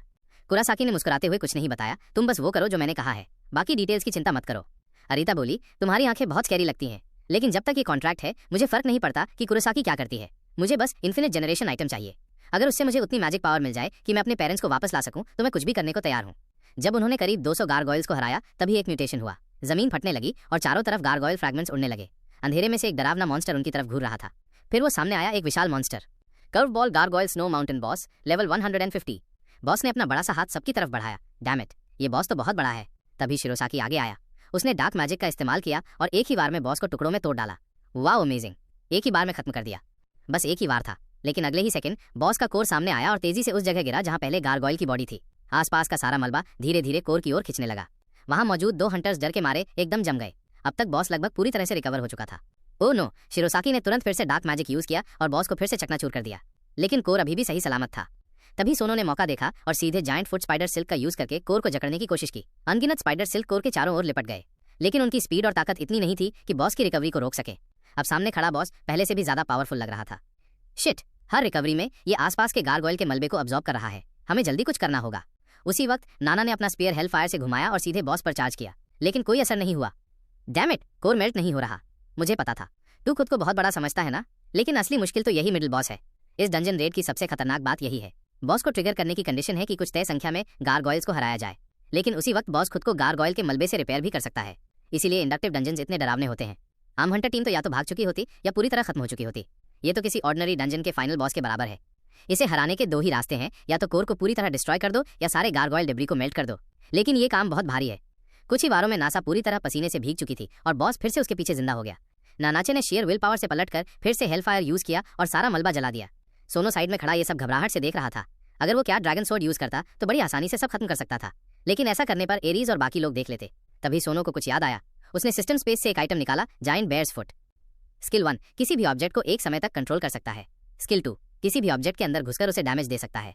सोनो ने तुरंत CTRLP5 यूज किया और स्किल अब्सॉर्ब किया। स्किल 1, अगर स्पाइडर सिल्क के साथ यूज किया जाए तो सिल्क और भी सॉलिड बन जाती है। स्किल 2, टारगेट बॉडी में घुसकर उसकी 15% हेल्थ और मैजिक पावर अब्सॉर्ब कर सकता है। सोनो सीधे बॉस की तरफ चार्ज कर गया। अब मौका है। इधर नाना अब भी गारगोइल के डेब्री को मेल्ट कर रही थी। चाहे नेस हंटर कितनी भी पावरफुल क्यों ना हो, वो हेलफायर लगातार यूज नहीं कर सकती। ऐसे चलता रहा तो हालत खतरनाक हो जाएगी। अब लिमिट पर हूँ। बॉस ने अचानक अपनी बड़ी हथेली नासा की तरफ बढ़ा दी। इस क्रिटिकल मोमेंट में अनगिनत स्पाइडर सिल्क उसके चारों ओर लिपट गई, उसे मम्मी की तरह बांधते हुए। समय पर पहुंच गया। सबने ये सीन देखकर डिसबिलीफ में रिएक्ट किया। सोनो ने जल्दी से शिरोसाकी से कहा, अभी डार्क मैजिक से फिर से हमला करो, मैं कोर को मूवमेंट से रोक रहा हूँ। शिरोसाकी ने 1 सेकंड की भी देर नहीं की, तुरंत डार्क मैजिक एक्टिवेट किया। बॉस फिर से टुकड़ों में बिखर गया। जैसे ही कोर सामने आया, अनगिनत स्पाइडर सिल्क उस पर लिपट गई, उसे पूरी तरह घेर लिया। कोर और डेब्री के बीच कॉन्टैक्ट को पूरी तरह रोक दिया गया। सक्सेस। शिरोसाकी अपनी आंखों पर यकीन नहीं कर पा रहा था। हमने एक हाई लेवल बॉस को इतने लो लेवल आइटम से ट्रैप कर लिया। सब खुशी से चिल्ला उठे। लेकिन बैटलफील्ड से कुछ दूरी पर कुरासाकी और अरीता सारा साइडलाइन से बेनिफिट उठाने का प्लान कर रहे थे, लेकिन सोनो की स्पाइडर सिल्क ने उनके सारे प्लान्स बिगाड़ दिए। मैजिक पावर इकट्ठा करना बंद करो, प्लान को आगे बढ़ाओ, कॉम्बैट ऑपरेशन शुरू करो। छुपे हुए ब्लड टावर गिल्ड के सभी हंटर्स एक्टिव हो गए। उस अजीब लड़के की वजह से ये सब हुआ। अब कोर को हासिल करना मुश्किल हो गया है, मुझे खुद ही उतरना होगा। उधर सोनो पूछ रहा था, अब कोर को डिस्ट्रॉय कौन करेगा? सबने एकमत से कहा, क्योंकि तुमने इसे पकड़ा है, अब तुम ही इसे खत्म करो। सोनो ने बिना किसी हिचक के हामी भर दी। आखिर उसे इस रिवॉर्ड की अभी सख्त जरूरत थी। एक तेज शॉर्ट थ्रस्ट के साथ कोर टूट गया। मूविंग गारगोइल को पूरी तरह से हरा दिया गया। तुरंत ही चारों ओर लेवल अप नोटिफिकेशन की आवाजें गूंजने लगी। तुमने मूविंग गारगोइल का कोर डिस्ट्रॉय कर दिया, तुम्हें रिवॉर्ड मिला, की टू क्लोज द हार्ट। अब तुम उस डार्क डोर को खोल सकते हो जो जायंट के दिल को सील करता है। हिडन एरिया की मिल चुकी थी। Sono level 85 plus 200 levels, skill proficiency level 5, proficiency level 10। वो खुशी से चौंक पड़ा। अमेजिंग, इस स्वॉर्ड के इफेक्ट की वजह से अब मैं लेवल 285 पर हूँ। बस 15 लेवल और मैं एडवांस हंटर बन जाऊंगा। पीछे से देख रही शियासाकी चकरा गई। ये क्या वो बस एक लेवल 85 रुकी नहीं था? इतने खुश क्यों हो रहा है? और जो अभी बॉस को पकड़ने में मदद कर रहा था वो मैं ही था। क्या मैं एक एडवांस हंटर किसी रुकी की मदद कर रहा हूँ? क्या तुम मजाक कर रहे हो? ये तो सपना लग रहा है। उसी वक्त अचानक जमीन से बड़े बड़े काले पिलर्स निकलने लगे। सब हैरान रह गए, माइनस ये क्या हो रहा है? हर तरफ एक जैसे काले पिलर्स उभर आए जिन पर अजीब रून्स बने थे। किसी ने चिल्लाया, सब लोग यहाँ से जल्दी निकलो। लेकिन देर हो चुकी थी। वो पूरा एरिया जो स्टोन पिलर से घिरा था अचानक जोरदार धमाके से फट पड़ा। सारे हंटर्स ब्लास्ट में फंस गए। एक्सप्लोजन के बाद फ्यूचर गिल्ड के ज्यादातर हंटर्स बुरी तरह घायल हो चुके थे और तभी धुएं और धूल के बीच से एक फिगर बाहर आया। इस दुनिया में पैसा ही सब कुछ है। अगर तुम अपनी सो कॉल्ड कॉन्शियस छोड़ दो तो जीतना बहुत आसान हो जाता है। मिल गए तुम लोग। Dispel the king giant foot orbs web. Web धीरे धीरे गायब होने लगा और सोनो वहां से बाहर निकल आया। जैसे ही उसने मास्क मैन को क्लीशिया ड्रैगन स्वॉर्ड पकड़े देखा, वो गुस्से में स्वॉर्ड उठाकर उसकी ओर दौड़ा। माइनस, ये स्वॉर्ड मुझे दे दो। लेकिन उसका वार ऐसे था जैसे अंडा पत्थर से टकराए। मास्क मैन बोला, माइनस तुम चालाक हो। बॉस को हराने के लिए वेब का यूज किया और ब्लास्ट भी सर्वाइव कर लिया, लेकिन तुमने मेरी पूरी प्लानिंग बर्बाद कर दी। इतना कहकर उसने जोर से स्वॉर्ड जमीन पर मारा। हरामी रुक जा। पास खड़ी नाइस ये सब देखकर बुरी तरह घबरा गई थी। उसने अपनी स्पीयर उठाई और अपना सबसे ताकतवर स्किल एक्टिवेट कर दिया, हेल्स फ्यूज। एरीज ने यह देखा और तुरंत उसे रोकने की कोशिश की, लेकिन अब बहुत देर हो चुकी थी। एक भयानक हेलफायर सीधा कुरासाकी की तरफ चला गया। जब स्मोक छटा तो शॉकिंग चीज सामने आई, नाइस खुद ही बुरी तरह घायल हो चुकी थी। शिरोसाकी चीखा, जल्दी से रिकवरी स्किल्स यूज करो। लेकिन एरीज ने उसे रोका। माइनस, मास्टर शियासाकी आप मैजिक यूज नहीं कर सकते। ब्लास्ट के वक्त टॉक्सिक गैस चारों तरफ फैल गई थी, जिससे हम मैजिक पावर प्रॉपर्ली अब्सॉर्ब नहीं कर पा रहे हैं। ये ब्लड टावर गिल्ड का पुराना ट्रिक है। उसी वक्त जमीन से काला लिक्विड बहने लगा और कुरासाकी फिर से सामने आया। माइनस, बिल्कुल बिना किसी नुकसान के। इम्पॉसिबल, ये तो शैडो मूवमेंट है। ये गाय स्टेल्थ सिस्टम का हाईएस्ट लेवल स्किल यूज कर सकता है। कुरासाकी घायल पड़े सोनो के पास आया। पास ही गिरी बॉस की को उठाया। जैसे ही उसने की पकड़ी, key to close the heart transfer होकर उसके पास चली गई। Objective achieved. लेकिन उसका वहां से जाने का कोई इरादा नहीं था। उसने सोनो की गर्दन पकड़ी और उसे पास के स्टोन पिलर पर जोर से पटका। ये लड़का यहीं मरेगा। और फिर एक जाना पहचाना वॉइस आया, माइनस मेरे भी यही विचार हैं। मुझे नहीं लगा था कि स्वॉर्ड चुराने वाला इतना गंदा इंसान निकलेगा। इतना कहते हुए उसने चुपचाप स्किल माइनस वेब यूज किया और कुरासाकी को पूरी तरह लपेट लिया। फिर किंग जायंट फुट ऑब्स वेब से giant bear chain skill activate हुआ। अगले ही पल सारे वेब्स में नुकीले स्पाइक्स उगाए। वेब्स एक साथ कसते गए और अंत में वो पूरा स्ट्रक्चर एक बड़े लहसुन गार्लिक बल्ब की तरह बन गया। ये नतीजा है मेरी स्वॉर्ड चुराने का। जैसे ही वेब गायब हुआ, सोनो हैरान रह गया। माइनस अंदर कुछ भी नहीं था। उसी पल कुरासाकी पीछे से सामने आया। मैं थोड़ा केयरलेस था। पहली बार ऐसा स्किल देखा है। अगर अंदर शैडोज भी नहीं होते तो मैं सच में मर जाता, वो बोला।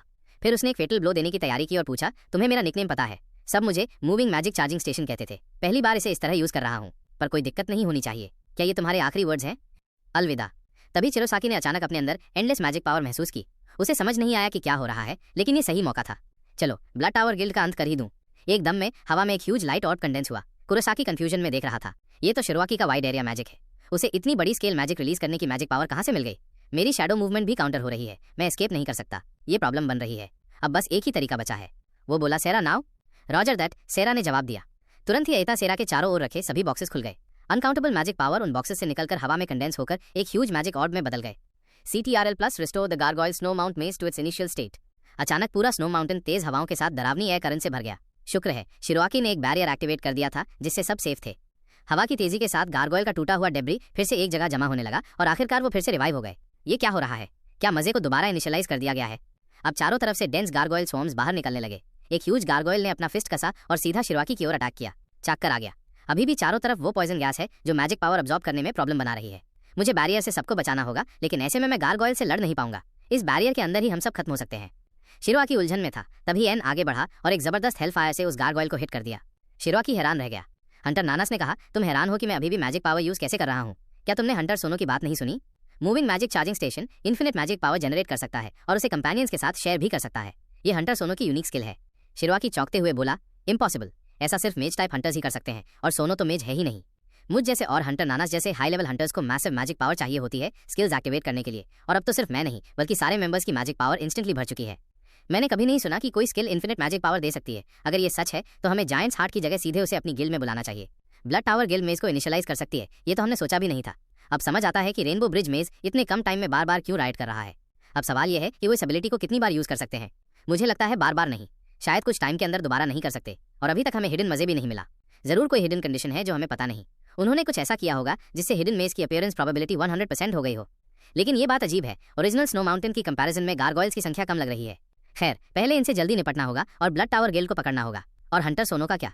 उसी समय स्नो माउंटेन के एक कोने में सोनो वेब बॉल से बाहर क्रॉल करता हुआ बड़बड़ाया। उस हरामी ने आखिर में किया ड्रैगन स्वॉर्ड की एबिलिटी यूज की। अच्छा हुआ मैंने लास्ट मोमेंट पर खुद को वेब में लपेट लिया। मैं मरते मरते बचा। लेकिन उसी की वजह से अब मुझे पता चल गया है कि स्वॉर्ड की पावर को बाहर कैसे लाना है। उसने चारों तरफ देखा। ये जगह पूरी तरह व्हाइट है। अब जाऊं तो जाऊं किस डायरेक्शन में? इसी दौरान आइलैंड नेशन की हंटर एसोसिएशन में प्रेसिडेंट शिनोडा, ज्यादा चिंता मत कीजिए, एक आदमी बोला। फ्यूचर गिल्ड के प्रेसिडेंट शियासाकी भी उनके साथ हैं। ब्लड टावर गिल्ड से उलझना हमेशा बड़ा खतरा होता है और अभी भी हमारे पास उस लड़के के बारे में बहुत कम इन्फॉर्मेशन है। हमें अभी अभी एक मैसेज मिला है। लगता है ब्लड टावर गिल्ड का कनेक्शन स्टार स्टेडियम गिल्ड से भी है। तुम world class Hunter guild star stadium की बात कर रहे हो? हाँ, और वो मजे 15 साल पहले आए ग्रेट डिजास्टर के दौरान हुए मेज राइट्स में से एक है। उस वक्त जो गार्गोइल्स निकले थे वो सीधे नर्क से आए डीमन से भी ज्यादा खतरनाक थे। उन्हें सील करने वाला कोई और नहीं बल्कि हंटर निशिमोटो टमोका थी, दुनिया की सबसे ताकतवर मेजेस में से एक। अगर उसने अपनी जान देकर उन्हें सील न किया होता तो कॉन्सिक्वेंसेस का अंदाजा भी नहीं लगाया जा सकता था। अब उस हिडन मेज में सील जायंट्स हार्ट को लेकर पूरी दुनिया की नजर है। स्टार स्टेडियम गिल्ड और ब्लड टावर गिल्ड दोनों वो ग्रुप्स हैं जो अपने गोल को पाने के लिए कुछ भी कर सकते हैं, इसलिए अगर वो मिल गए हैं तो इसमें सरप्राइज की कोई बात नहीं। और एरीज इंटरनेशनल हंटर एसोसिएशन की तरफ से, वो निशिमोतो की बेटी है। लगता है इस बार वो अपनी माँ की मौत के पीछे का सच जानना चाहती है। लेकिन हंटर निशिमोतो को ऑफिशियली डेड तो डिक्लेयर नहीं किया गया है ना? तुम कहना क्या चाहते हो? इतने सालों बाद क्या वो अब भी जिंदा हो सकती है? 5 साल पहले एक सर्वाइवर इस मजे से बाहर निकला था। उसने कहा था कि उसे हंटर निशिमोतो की झलक दिखी थी। ये सुनकर बाकी दोनों एकदम शॉक्ड रह गए। इंटरेस्टिंग बात यह है कि उस हिडन मेज के कई एंट्रेंसेस हैं। तभी कोई तेजी से दौड़ता हुआ आया। प्रेसिडेंट, बहुत बड़ी प्रॉब्लम हो गई है। उसने जल्दी से टीवी ऑन किया। टीवी पर दिखाई दे रहा था सिटी सेंटर में कंप्लीट केओस। एक मेज आउटब्रेक अचानक हो गया था। अब सिटी के लोग बेतहाशा भाग रहे थे और जो मॉन्स्टर्स सामने आए वो दरअसल स्नो माउंटेन गारगोइल्स थे। ये सब क्या हो रहा है? वहीं दूसरी तरफ स्नो माउंटेन के गहरे हिस्सों में ब्लड टावर गिल्ड के मेंबर्स लगातार आगे बढ़ रहे थे। ये पहली बार है जब मैंने मिस्टर कुरासाकी को इंजर्ड देखा है। क्या इससे हमारी स्ट्रैटेजी पर असर पड़ेगा? ये तुम्हारे सोचने की बात नहीं है। थोड़ी ही देर में सभी लोग गारगोइल स्नो माउंटेन के हिडन मेज तक पहुंच गए। वो देख रही थी कि 2 स्टेल्थ स्किल्स का इस्तेमाल करके चुपचाप उनके पीछे चल रहा था। तो ये है hidden area. Blood tower guild के लोग मजे के एंट्रेंस तक आ चुके थे, लेकिन उन्हें एक इनविजिबल वॉल ने रोक लिया। बॉस, हम अंदर नहीं जा पा रहे हैं, रास्ता ब्लॉक्ड है। स्टार स्टेडियम गिल्ड वाकई में वर्ल्ड क्लास है। जो इन्फॉर्मेशन उन्होंने दी थी वो बिल्कुल एक्यूरेट है। ये सील सबसे ताकतवर मेज हंटर निशिमोतो तमोका का मास्टरपीस है जो 15 साल पहले बनाया गया था। इसी हिडन मेज में जायंट्स हार्ट सील्ड है। सब लोग तैयार हो जाओ, सील तोड़ने की तैयारी करो, सतर्क रहो। ब्लड टावर गिल्ड के सभी मेंबर्स तुरंत अलग अलग होकर अपनी पोजीशंस लेने लगे। अर्चा ने स्वॉर्ड को रिस्टोर करने की तैयारी शुरू की। उसी वक्त कुरासाकी को लगने लगा कि कोई उनका पीछा कर रहा है। कितना बेवकूफ है, ब्लड टावर गिल्ड का पीछा करने की हिम्मत कर रहा है। ये सुनकर अटोरू का दिल कांप गया। मैं पकड़ा गया, मैं मरना नहीं चाहता। अगले ही सेकंड कुरासाकी ने सीधा अपनी स्वॉर्ड उठाई और ऊपर से वार किया। दूसरी तरफ बर्फ से ढकी जगह पर एक छोटा सा स्टोन टाइप क्रीचर हंटिंग कर रहा था। यह था स्नो माउंटेन का बर्सर्क रैबिट जो हिडन मेजेस के पास रहता है। लेवल 30 और अक्सर भूख के कारण बर्सर्क हो जाता है। इसे हराने पर मैजिक स्टोन्स ड्रॉप होते हैं। सिर्फ एक हिट में ही वो रैबिट मर गया। तुरंत ही एक रेड मैजिक स्टोन ड्रॉप हुआ। लिटिल स्टोन तेजी से आगे बढ़ा, स्टोन उठाया और भागते हुए अपने मास्टर के पास पहुंचा। और वो मास्टर कोई और नहीं बल्कि सोनो था। गुड जॉब, खा लो इसे। सोनो के ये शब्द सुनकर लिटिल स्टोन ने तुरंत वो मैजिक स्टोन मुंह में डाला और चबाने लगा। पता चला ये लिटिल स्टोन दरअसल उस पिछले बॉस कोर से बना था जो मूविंग गारगोइल का कोर था। अब उसमें मैजिक पावर इंजेक्ट करके सोनो ने एक गारगोइल जनरेट किया। स्किल 1 वो किसी भी अपीयरेंस को फ्रीली जनरेट कर सकता था। स्किल 2 गारगोइल आर्मर बनकर अपने मास्टर को प्रोटेक्ट कर सकता था। स्किल 3 गारगोइल के साथ सेंसेस शेयर कर सकता था, माइनस विजन और हियरिंग भी। लेवल जितना ज्यादा होगा शेयरिंग रेंज उतनी ही बड़ी होगी। सोनो ने गर्व से अपने हाथ में रखे कोर को देखा। माइनस, ये तो कमाल है। एक कोर मतलब एक गारगोइल। अगर मैं इन्हें कई बार कॉपी कर सका तो मैं अकेला ही अपनी आर्मी बना सकता हूँ। इसका मतलब मैं फ्यूचर में अकेले ही मेजेस पर सोलो अटैक कर सकता हूँ। स्नो माउंटेन गारगोइल जब लेवल 10 पर पहुंचता है तो वो अपनी शेप फ्रीली बदल सकता है और उससे सेंसेस भी शेयर हो सकते हैं। उसी वक्त लिटिल स्टोन को अचानक किसी के पास आने का एहसास हुआ और वो तेजी से उस ओर दौड़ा। लेकिन सरप्राइजिंगली जो आया वो कोई और नहीं बल्कि शिनोडा सट्टोरू था। शिनोडा ने सोनो को देखा और एक्साइटेड होकर उसे गले लगा लिया। माइनस, मुझे लगा था कि मैं तुम्हें दोबारा कभी नहीं देख पाऊंगा। सोनो को जब पता चला कि ब्लड टावर गिल्ड को हिडन मेज मिल चुका है तो वो तुरंत वहां के लिए निकल पड़ा। मैं बहुत डर गया था। मुझे लगा था उन्होंने मुझे पकड़ लिया, लेकिन असल में उन्होंने किसी और स्टॉकर को पकड़ा जो शायद फ्यूचर का गिल्ड मेंबर होगा।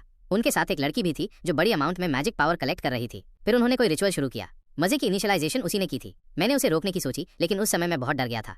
सोनो ने मुस्कुराकर कहा, तुम पहले ही बहुत अच्छा कर चुके हो। वैसे वो लड़की मुझे जानी पहचानी लग रही थी। लगा जैसे मैंने उसे कहीं पहले देखा है। और हाँ, मैं पूछना भूल गया, क्या ये ठीक है कि वो चीज़ हमें फॉलो करती रहे? सोनो ने कहा, मैं तुम्हें इंट्रोड्यूस करना भूल गया। ये मेरा छोटा साथी है। वाओ, कितना क्यूट है। मुझे नहीं लगा था कि सीनियर सोनो भी एक फेमिलियर कंट्रोलर होंगे। थोड़ी देर बाद वो अपने डेस्टिनेशन पर पहुंच गए। हिडन मेज एक ब्रिज के उस पार था। सोनो जानता था कि सिर्फ 2 लोगों से ब्लड टावर गिल्ड को हैंडल करना मुश्किल होगा। शिनोडा सत्तोरू, तुम जाकर नस और शिरोकी को बुलाओ, मैं यहाँ रहकर उन्हें मॉनिटर करूंगा। शिनोडा थोड़े डिसअपॉइंटेड हो गए। माइनस, इतनी जल्दी फिर से सीनियर सोनो से बिछड़ना पड़ेगा। सेफ्टी के लिए सोनो ने मूविंग गारगोइल का कोर शिनोडा को दे दिया। अब से ये तुम्हारा छोटा भाई है, इसके अपीयरेंस पर मत जाना। ये बैटल में बहुत स्ट्रांग है। शिनोडा की आंखों में आंसू आ गए। माइनस, क्या आप वाकई मुझे इतनी कीमती चीज दे रहे हो? सोनो ने हंसते हुए कहा, माइनस, असल में ये इतना कीमती नहीं है, मेरे पास इसकी अनलिमिटेड संख्या है। शिनोडा कोर और लिटिल स्टोन को लेकर निकल पड़ा। उनके जाते ही सोनो ने एक नया कोर निकाला और एक नया गारगोइल जनरेट करने की तैयारी की। इस बार उसने एक बर्ड टाइप गारगोइल डिजाइन किया। माइनस, जैसे ही वो गारगोइल रेडी हुआ उसने सेंसरी शेयरिंग शुरू किया। अब सोनो के सामने एक क्लियर विजन आया। माइनस, उसे कुरासाकी और बाकी सब दिखने लगे। वो अरीटा को किसिया ड्रैगन सोर्ड पकड़े हुए देख पा रहा था। आसपास के कलेक्शन बॉक्सेस से लगातार मैजिक पावर निकल रही थी। CTRL प्लस का इस्तेमाल करके अरीटा ने किसिया ड्रैगन सोर्ड की ड्यूरेबिलिटी रिस्टोर की। उस वक्त सोर्ड की ड्यूरेबिलिटी सिर्फ 6% थी, लेकिन फिर वो तेजी से बढ़ने लगी जब तक वो 100% नहीं हो गई। Successfully restored the Kishia dragon sword's durability. ये स्किल इस्तेमाल करते ही अरता सारा की पूरी स्टैमिना खत्म हो गई। बस बहुत हुआ, कुरासाकी एक्साइटेड होकर बोला जब उसने जमीन से सोर्ड उठाई। माइनस, अब मैं इसे अपने दिल से चला सकता हूँ। सोनो को अपनी आंखों पर यकीन नहीं हुआ। माइनस, उसने ये कैसे किया? सोर्ड की ड्यूरेबिलिटी भी रिस्टोर हो सकती है? क्या वो भी मेरी तरह कर्स्ड एबिलिटी यूजर है? अब तक जो पता चला था उससे ये साफ था कि एरिटा की एबिलिटी CTRL+Z है, माइनस यानी सब कुछ ओरिजिनल स्टेट में रिस्टोर करना। असल में मैं भी स्किल्स को कॉपी कर सकता हूँ, माइनस सोनो ने सोचा माइनस, लेकिन उन कॉपीड स्किल्स के साथ कई लिमिटेशंस होती हैं जिनकी वजह से उन्हें यूज करना आसान नहीं होता। सोनो ने अरिता सारा को देखा और मन ही मन फैसला किया, माइनस मुझे पहले उसके साथ अलायंस बनाना होगा। उसी वक्त कुरासाकी ने स्वॉर्ड को उठाया और उसे पूरी ताकत से चलाने की तैयारी की।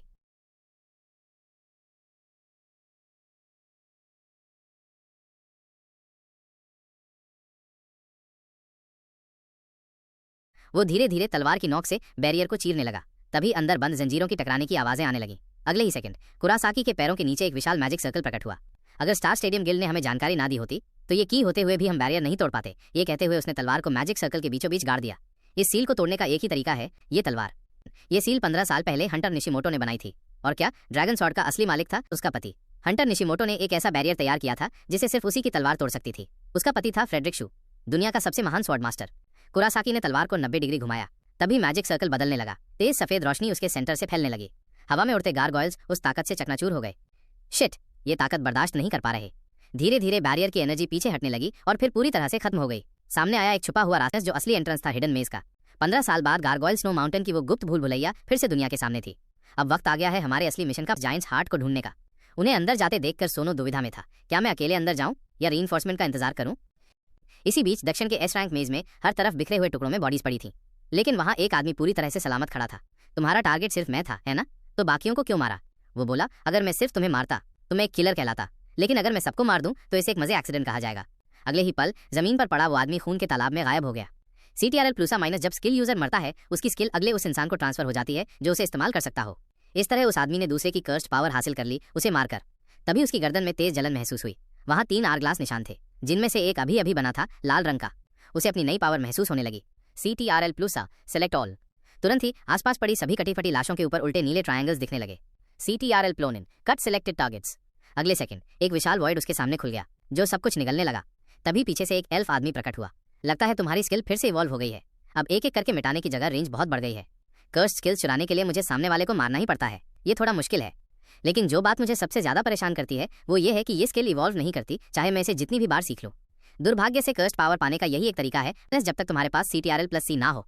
हम उसे 10 साल से ढूंढ रहे हैं। अब तो शक होने लगा है, क्या वो वाकई इस डायमेंशनल वर्ल्ड में है भी? मुझ पर भरोसा रखो, वो जरूर मौजूद है। और क्या वो CTRL+F भी उसे ढूंढ रहा है? मुझे यकीन है हमें बहुत जल्द कुछ पता चलेगा। इंटेलिजेंस के अनुसार CTRL पुश अभी ब्लड टावर गिल्ड के साथ है और वो लोग हंटर निशिमोटो द्वारा सेट बैरियर को पहले ही पार कर चुके हैं। CTRL+Z जरूरी है, लेकिन जायंट्स हार्ट को हासिल करना हमारी प्रायोरिटी होनी चाहिए। वही एक चीज है जो कर्स्ड पावर को पूरी तरह अनलीश करने में मदद कर सकती है। हिडन मेज में सभी लोग फिर से इकट्ठा हुए और साथ मिलकर आगे बढ़ने लगे। चारों ओर कोई भी दुश्मन नहीं था। ये लोग अभी ज्यादा देर पहले अंदर नहीं गए हैं, फिर भी एक भी मॉन्स्टर क्यों नहीं मिला? हमें तेजी करनी होगी, जल्दी उन तक पहुंचना होगा। लेकिन तभी चिनॉट सत्तोरू के पैरों से तेज रोशनी निकली। ओह नो, ये मैजिक सर्कल है। अगले ही सेकंड उस मैजिक सर्कल में मौजूद सभी लोग गायब हो गए। सब कुछ इतनी जल्दी हुआ कि सोनो कुछ कर भी नहीं पाया। वो बस देखता रह गया, हैरान और बेबस। ना और सानो दोनों घबरा गए। जैसे ही सब लोग दौड़े, जमीन पर एक बहुत बड़ी मैजिक सर्कल चमक उठी और एक तेज रोशनी में सब कुछ ढक गया।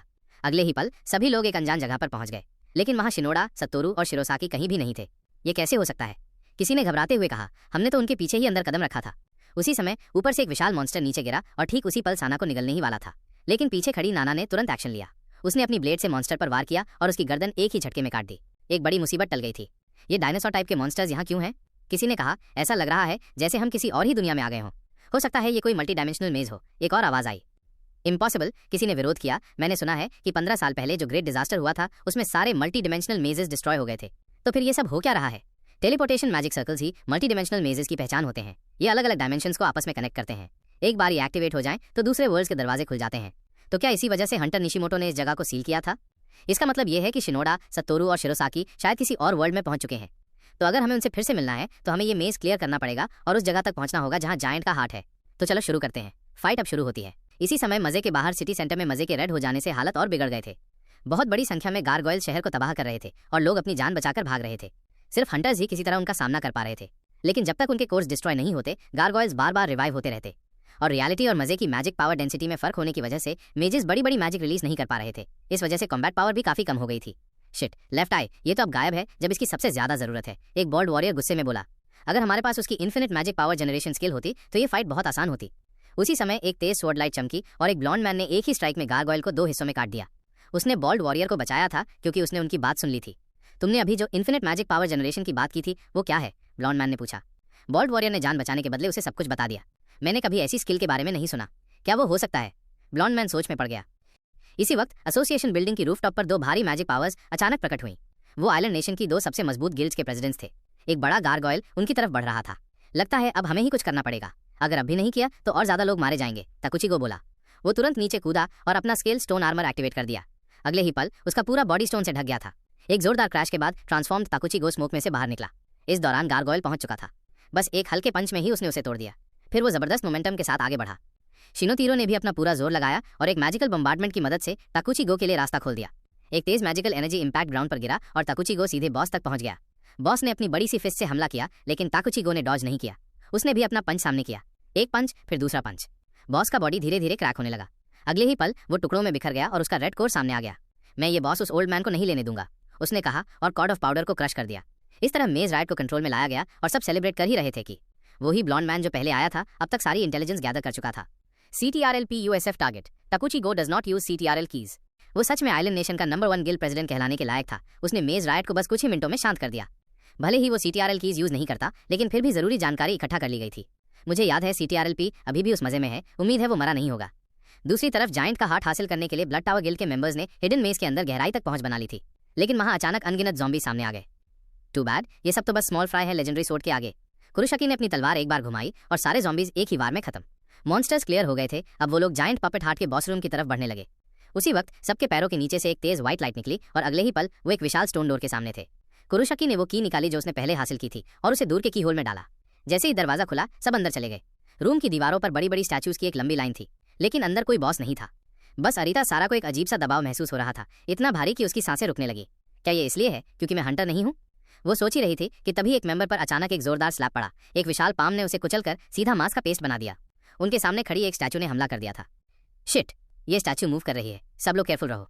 लेकिन बहुत देर हो चुकी थी। आसपास की सभी स्टैचूज जाग चुकी थीं और उन्होंने ब्लड टावर गिल्ड के मेंबर्स को चारों तरफ से घेर लिया। अरीता एकदम शॉक में जम गई थी। कुरासाकी गुस्से से चीख पड़ा, खड़ी क्या देख रही हो? जल्दी रेस्टोरेशन स्किल्स यूज करो और हमारे कॉमरेड को बचाओ। तभी अरीता सारा को याद आया कि वो टीम की हीलर है। वो तुरंत दौड़ी और बैकपैक से पहले से कलेक्ट किए हुए मैजिक पावर डिवाइसेस निकाले, लेकिन हैरानी की बात यह थी कि उनकी मैजिक पावर लीक हो रही थी। इम्पॉसिबल, इतनी स्ट्रॉन्ग सील्स को तो एडवांस्ड मेजेस भी नहीं तोड़ सकते, और सारी मैजिक पावर एक ही डायरेक्शन में क्यों जा रही है? अब तक स्टैच्यूज से लड़ाई शुरू हो चुकी थी और ब्लड टावर गिल्ड के मेंबर्स साफ तौर पर कमजोर पड़ रहे थे। कुरुसाकी ने चिल्लाकर कहा, लैंडमाइंस यूज करो। लेकिन न जाने क्या हुआ, न स्टेल्थ स्किल्स एक्टिवेट हो रही थी न लैंडमाइंस। एक स्टैच्यू ने जोरदार हमला किया और कुरासाकी के सामने ही उसका एक टीममेट मारा गया। पल भर में सभी बाकी गिल्ड मेंबर्स भी मारे जा चुके थे। Are you kidding me? ये क्या हो रहा है? डैम यू, तुम पत्थर के टुकड़े। कुरुशाकी ने गुस्से में तलवार उठाई और स्वॉर्ड स्किल यूज करने की कोशिश की। तभी एक नोटिफिकेशन साउंड आया, user lacks sufficient magic power to release Kishia dragon sword skill. ये सुनकर कुरासाकी स्टन रह गया। वो अभी कंफ्यूज्ड ही था कि स्टैच्यू का अगला अटैक आ चुका था। उसी समय दूसरी तरफ अरीता सारा ने उस डायरेक्शन में जाना शुरू किया जहां सारी मैजिक पावर बह रही थी और वो एक प्लेटफॉर्म पर पहुंची। सारी मैजिक पावर सेंटर में रखे एक क्यूब द्वारा अब्सॉर्ब की जा रही थी। ये चीज आखिर है क्या? जैसे ही अरीता सारा ने उसे हाथ से छुआ, एक बड़ा सा रूबी हार्ट सामने आ गया। क्या ये जायंट का हार्ट है? लेकिन ये मैजिक पावर अब्सॉर्ब क्यों कर रहा है, रिलीज क्यों नहीं? तभी वो जायंट हार्ट अचानक रिएक्ट करने लगा। खतरे को समझते हुए अरीता सारा तुरंत पीछे मुड़ी और भागने लगी, लेकिन बहुत देर हो चुकी थी। एक तेज रेड बीम उस हार्ट से निकली और सीधा उसके वेस्ट को चीरते हुए निकल गई। अरीता जमीन पर गिर गई, दर्द से कराहती हुई। उसी समय स्टैच्यू भी उसके पास पहुंची और अपनी ब्लेड को ऊपर उठाकर जोर से हमला किया। लेकिन उसी क्रिटिकल मोमेंट पर कुरासाकी ने शैडो मूवमेंट से वहां पहुंचकर उसका वार रोक लिया। उसने तुरंत एक हाई ग्रेड हीलिंग पोशन निकाली और उसके जख्म पर छिड़क दी, फिर उसे गोद में उठाया और वहां से भागने लगा। तभी एक और नोटिफिकेशन सुनाई दी, the giants heart has been activated, now preparing for boss battle. और फिर दूर धीरे धीरे बंद होने लगा। कुरासाकी ने तुरंत शैडो मूवमेंट एक्टिवेट करने की कोशिश की। User lacks sufficient magic power to activate shadow movement skill. ये कैसा मजाक है? मेरी मैजिक पावर अचानक गायब कैसे हो गई? वो गुस्से में चीखा, अगर हम यहाँ से निकले नहीं तो दोनों मारे जाएंगे, लेकिन इस हालात में हम फंस चुके हैं। डैम इट, अब कोई और रास्ता नहीं। कुरुशाकी ने जबरदस्ती अरीता सारा को पकड़ा और अपनी पूरी ताकत से उसे एग्जिट की तरफ फेंक दिया।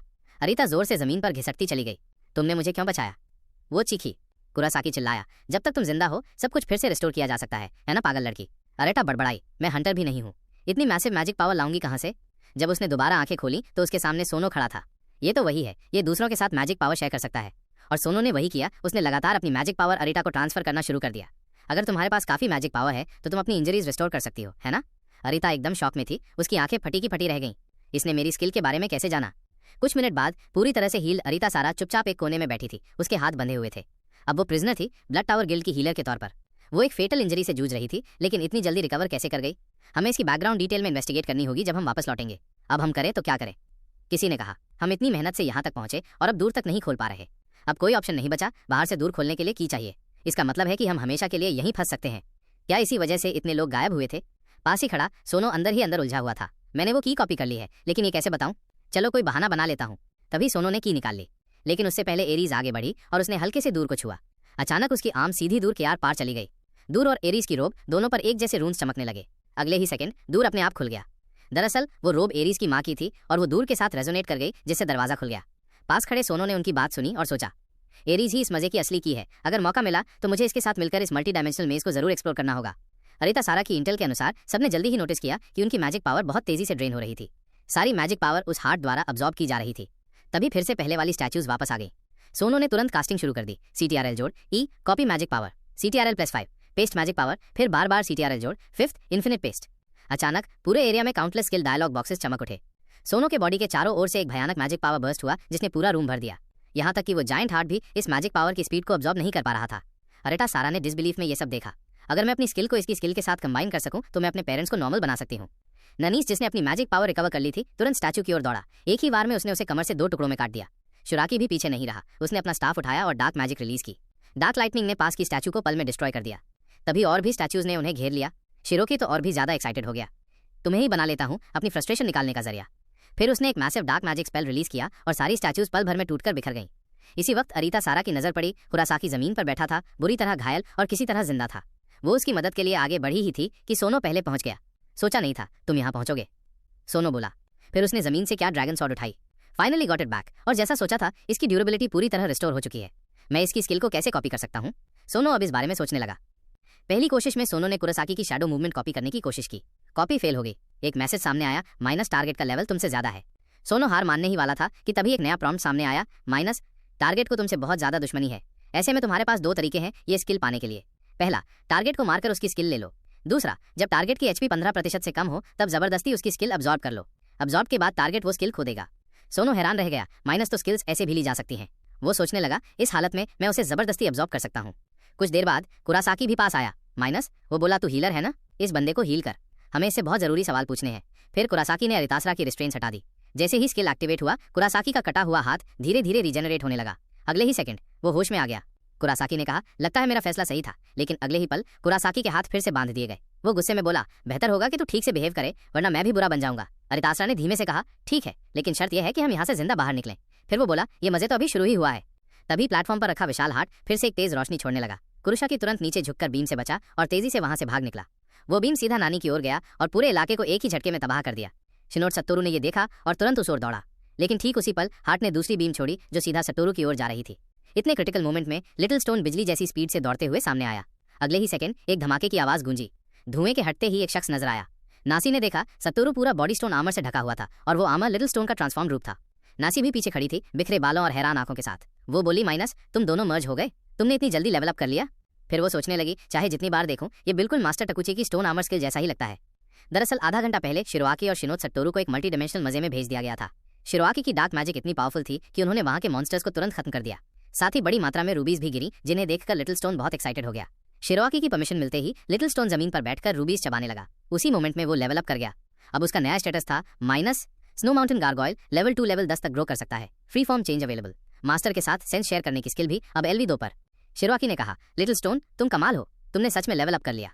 वापस वर्तमान में हार्ट के अटैक्स और भी भयानक हो गए थे। शिरोआकी का प्रोटेक्टिव बैरियर तक टूट गया। वो बोला, माइनस, ये beams high density magic power से बनी है। आम डिफेंसिव मैजिक इनसे नहीं बचा सकती। तभी गुस्से से भरे एन सामने आया। बीम सीधे उसकी ओर आ रही थी, लेकिन वो बिना डरे अपनी स्वॉर्ड उठाकर बीम को काटने लगा। शिरोआकी हैरान हुआ, माइनस बीम की डेंसिटी बहुत हाई है, लेकिन अगर इसे स्वॉर्ड से स्प्लिट किया जा सकता है तो ये हमारी उम्मीद है।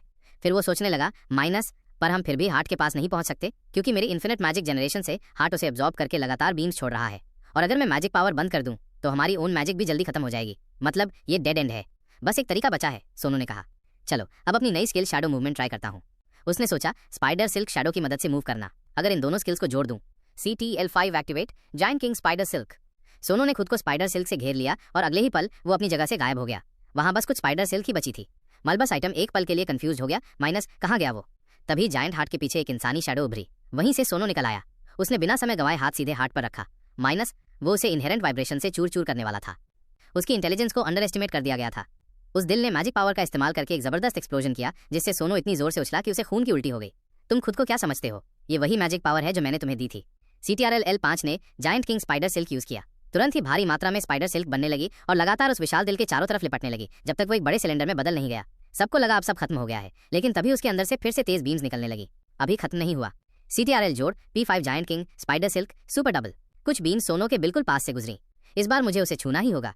जैसे ही सोनो ने उस दिल को छुआ, उसने फिर से उसे लपेट दिया।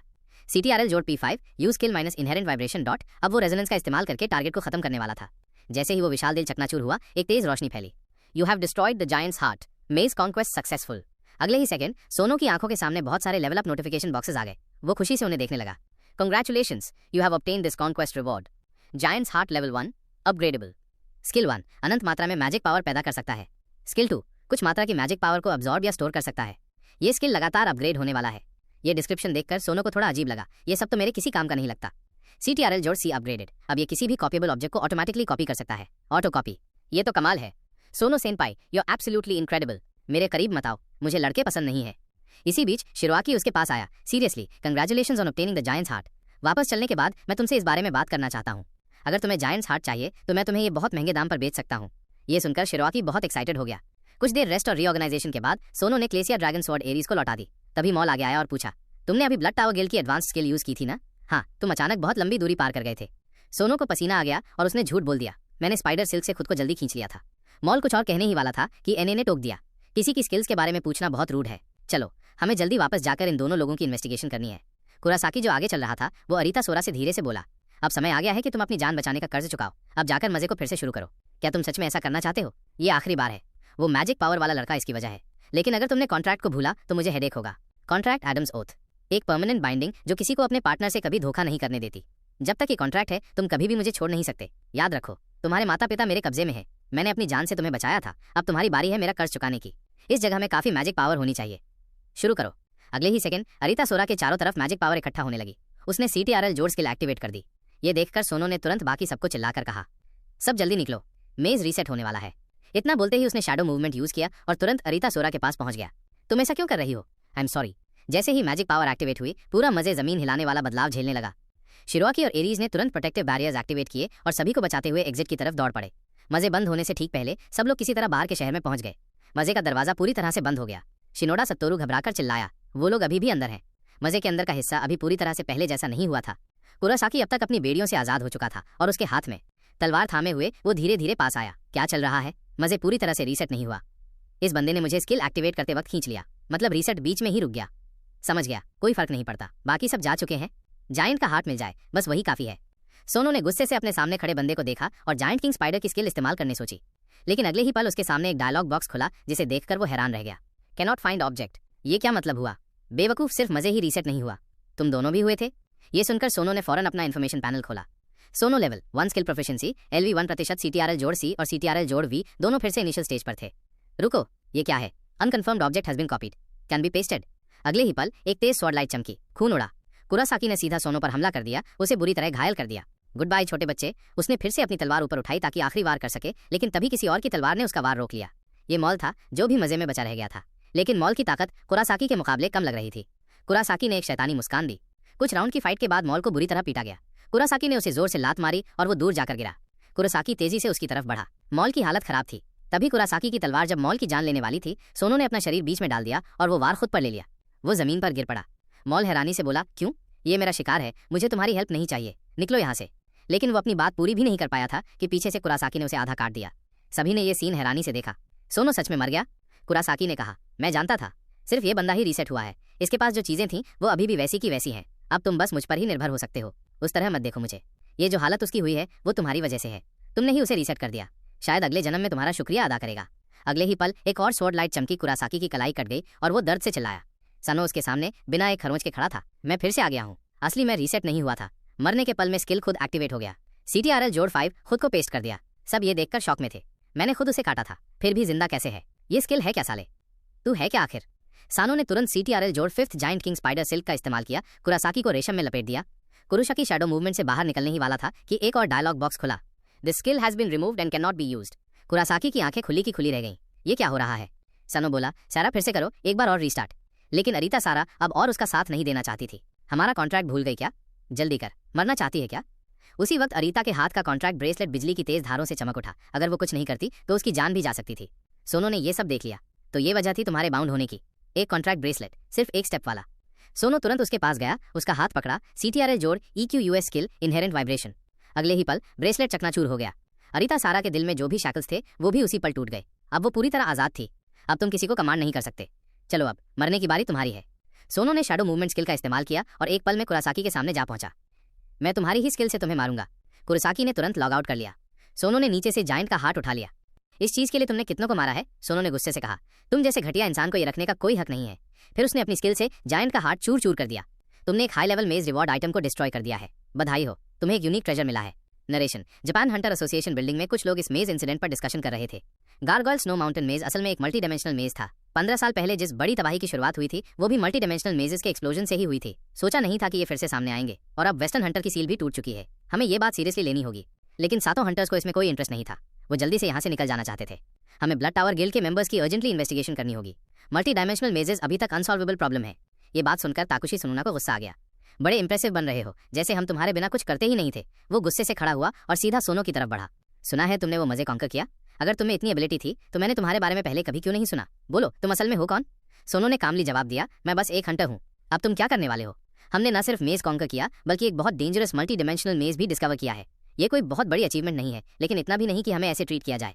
मास्टर तकुशी सुनुना, तुम तो बड़े इंटरेस्टिंग हो। सोनो ने कहा, मेरी आइडेंटिटी जानते हुए भी ऐसे बात कर रहे हो। सुनुना ने गुस्से में स्टोन आर्मर स्किल एक्टिवेट कर दी। आसपास के आम लोग डर के मारे घबरा गए, लेकिन मौके पर मौजूद हंटर एसोसिएशन प्रेसिडेंट ने सबको शांत कर दिया।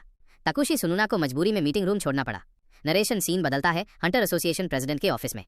प्रेसिडेंट बोले, मैं भी कभी ग्रेट सेज गिल्ड का हिस्सा था, लेकिन कुछ वजहों से छोड़ चुका हूँ। इस बार की कंट्रीब्यूशन के लिए मैं सभी हंटर्स की तरफ से तुम्हारा शुक्रिया अदा करता हूँ। प्रेसिडेंट तोमिबा की तरफ से रिकग्निशन मिलना सोनो के लिए बहुत खुशी की बात थी। उसके पास खड़ा एरीज बोला, मैं इंटरनेशनल हंटर एसोसिएशन वापस जाकर ये मामला रिपोर्ट करूंगा। मॉल बोला, मैं यहाँ कुछ दिन और रुकूंगा। मैं इंटरनेशनल हंटर एसोसिएशन छोड़ने का प्लान कर रहा हूँ। नरेशन, उस रात सोनो के घर का सीन। सोनो हैरान होकर बोला, तुम सब इतनी रात को मेरे घर क्यों आए हो? मॉल बोला, अब मैं इंटरनेशनल हंटर एसोसिएशन का मेंबर नहीं हूँ। रुकने के लिए कोई जगह नहीं है, तो तुम्हारे यहाँ कुछ दिन रुकना पड़ेगा।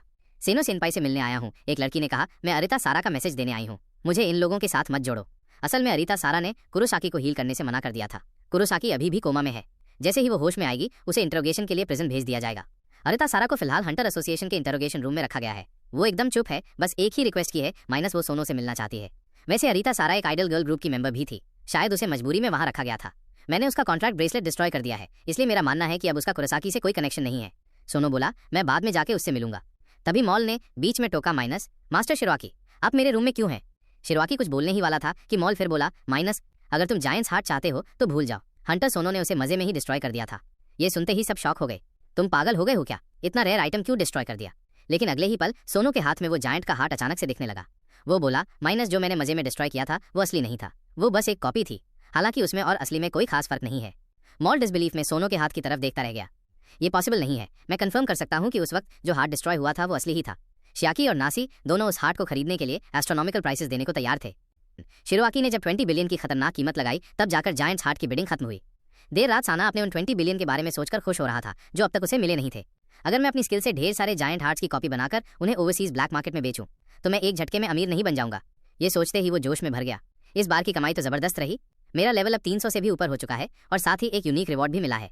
नरेशन, वो आइटम फिलहाल सील थी, लेकिन उसे मैजिक पावर से अनलॉक किया जा सकता था। जाना को जबरदस्त क्यूरियोसिटी हो रही थी, इसलिए उसने तुरंत ढेर सारा मैजिक पावर उसमें भर दिया।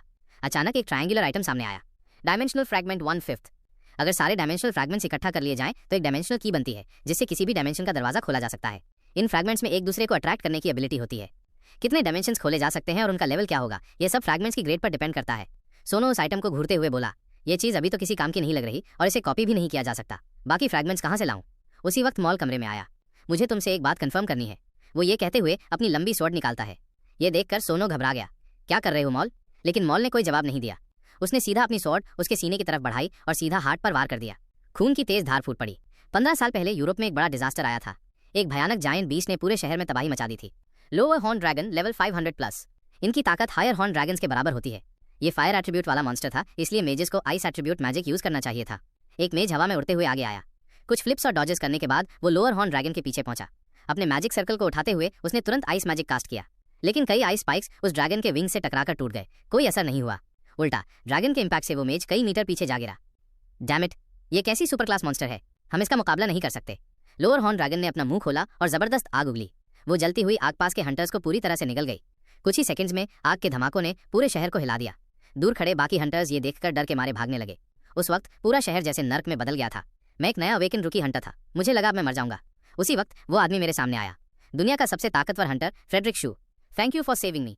मैं बस इतना कह ही पाया था कि अगले ही सेकंड में फ्रेडरिक को लोअर हॉर्न ड्रैगन ने सीधा निगल लिया। सिर्फ उसका आधा बॉडी बाहर खड़ा रह गया था। मैं डर के मारे सफेद पड़ गया, जमीन पर बैठ गया पूरी तरह बेबस। तभी उस लोअर हॉर्न ड्रैगन के अंदर कुछ अजीब सा होने लगा। उसकी दर्द भरी चीखें आसमान और जमीन तक गूंजने लगीं। फिर उसका पूरा शरीर अचानक फूलने लगा और आखिर में वो पूरी तरह फट गया, एक भयानक एक्सप्लोजन के साथ। उस विस्फोट की वेव चारों ओर फैल गई। उसी पल वो आदमी दोबारा मेरे सामने आ गया। मैं हैरान रह गया। तुम जिंदा हो? मैंने अभी अपनी आंखों से देखा था कि तुम। मैंने तुरंत उस जगह की तरफ देखा जहां उसकी बॉडी थी। अब वहां सिर्फ जल चुकी ब्लैक चारकोल पड़ी थी जो धीरे धीरे हवा में उड़ रही थी। तभी पीछे से एक फीमेल मेज की आवाज आई, फ्रेडरिक, मैंने कहा था ना कि आउटसाइडर्स के सामने वो मूव मत यूज करना। मैंने मुड़कर देखा, वही महिला थी जिसने मुझे एक्सप्लोजन से बचाया था। फ्रेडरिक बोला, इमरजेंसी थी। उस मॉन्स्टर को हराने का यही फास्टेस्ट तरीका था। लोअर हॉर्न ड्रैगन की स्किल्स बहुत हार्ड होती हैं, नॉर्मल अटैक्स काम नहीं करते। अगर उसे यूं ही छोड़ देते तो ये पूरा देश खत्म हो जाता। फिर उसने मेरी तरफ देखा, तुमने ये सब देखा है, मुझे उम्मीद है तुम ये सीक्रेट किसी को नहीं बताओगे। धीरे धीरे बाकी हंटर्स भी उस जगह पर पहुंचने लगे। ये देखकर फ्रेडरिक ने मुड़कर कहा, गुड बाय, मुझे उम्मीद है जब अगली बार मिले तुम एक ग्रेट हंटर बन चुके होगे। वो वहां से चला गया और मैं वहीं खड़ा सब कुछ सोचते हुए उसकी तरफ देखता रहा।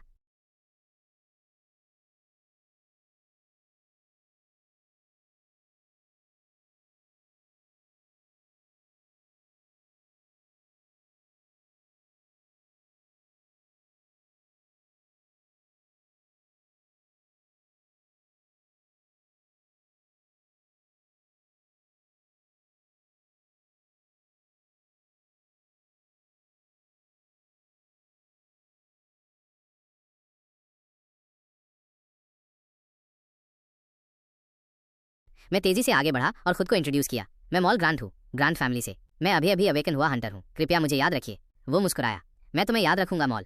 मॉल ग्रांट एक ऐसा हंटर जिसके पास डेथ को भी पार करने वाली स्किल है। दुनिया का सबसे महान हंटर फ्रेडरिक शू, लेकिन उसकी डिसअपीयरेंस के बाद मुझे फिर कोई ऐसा मिला जिसके पास वही स्किल है। मुझे पता है ये थोड़ा रैश है, मॉल ने कहा, लेकिन मैं खुद वेरीफाई करना चाहता हूँ कि मेरी गैस सही है या नहीं। उसने अपना हाथ उठाया और अपनी ब्लेड घुमाकर सीधे सोनो की तरफ वार किया। सोनो की मौत के उसी पल CTRL+5 ने खुद को पेश किया। उसका ओरिजिनल शव राख बन गया और बिखर गया। अगले ही पल सोनो फिर से जिंदा होकर मॉल के पीछे आ खड़ा हुआ। सोनो ने गुस्से से पूछा, तूने मुझे मारा क्यों? मॉल ने राहत की सांस ली, उसकी गैस सही निकली। माफ करना, उसने कहा, लेकिन किसी भी हाल में मैं अपनी आंखों से ये स्किल देखना चाहता था। सोनो ने नाराज होकर कहा, अगर तुम्हारी गैस गलत होती तो? अगर मैं सच में मर जाता? उसी वक्त दरवाजे पर शिनोडा सातोरु आ गया और ये पूरा सीन देखकर चौंक गया। तुम अभी तक यहाँ हो? अब मामला और ज्यादा ट्रबलसम हो गया है। थोड़ी एक्सप्लेनेशन और माफी के बाद मॉल ने कॉम्पेंसेशन के तौर पर सोनो के साथ सर्व करने का फैसला किया। अब ये बात क्लियर हो चुकी थी, सच में ऐसी स्किल है जो किसी को मौत से वापस ला सकती है। शिनोडा ने अटोरू की तरफ देखा, जो ये सब देखकर बहुत एक्साइटेड था। अभी इस बात को यहीं छोड़ो, शिनोडा बोला। वैसे एरीज, तुम घर नहीं गए थे, वापस कैसे आए? एरीज ने कहा, ये चीज की वजह से। सोनो ने सरप्राइज में उसके हाथ में पकड़े आइटम को देखा। डिमेंशनल फ्रैगमेंट्स की एबिलिटी होती है एक दूसरे को अट्रैक्ट करने की। जब एरीज घर जा रहा था तो उसके पास वाला फ्रैगमेंट अचानक रिएक्ट करने लगा। उस सिग्नल को फॉलो करते हुए वो वापस यहाँ आ गया। सोनो के हाथ में जो फ्रैगमेंट था वो नंबर 5 था, एरीज के पास वाला नंबर 1। एरीज बोला, मेरा वाला तो एक यूनिक रिवॉर्ड था जो मैंने जायंट का हार्ट डिस्ट्रॉय करके पाया था। एक और लड़का बोला, और मेरा वाला मेरी माँ की निशानी है। उनकी नोट्स में लिखा था कि फ्रैगमेंट्स एक दूसरे को अट्रैक्ट करते हैं और अब ये साबित हो गया। इसका मतलब है अब बाकी फ्रैगमेंट्स पाना आसान हो जाएगा, सोनो ने कहा। लेकिन असल में ये चीज़ है क्या? अगर तुम सारे फ्रैगमेंट्स इकट्ठा कर लो, एरीज ने बताया, तो तुम एक की बना सकते हो, डिमेंशनल गेट की। कुछ वैसा ही जैसे हमने अभी मल्टी डायमेंशनल मेज में एक्सपीरियंस किया। अगर ये की तुम्हारे पास हो तो तुम मल्टी डायमेंशनल स्पेस में फ्रीली मूव कर सकते हो। तो तुम सिर्फ अपनी माँ को ढूंढने के लिए जापान नहीं आए थे, बल्कि डायमेंशनल फ्रैगमेंट्स की जानकारी कलेक्ट करने भी आए थे। मुझे यकीन है कि मेरे पेरेंट्स अभी भी किसी और डायमेंशन में जिंदा हैं। हाँ, सोनो बोला, मैं भी यही मानता हूँ। मुझे नहीं लगता कि वो मर चुके हैं। तो क्या मतलब है इसका, कि वो किसी और डायमेंशन में फंसे हुए हैं या फिर किसी वजह से वापस नहीं आ सकते? अगर ऐसा है, एरीज बोला, तो वो वजह शायद उस महाविनाश से भी डरावनी है जो 15 साल पहले हुआ था।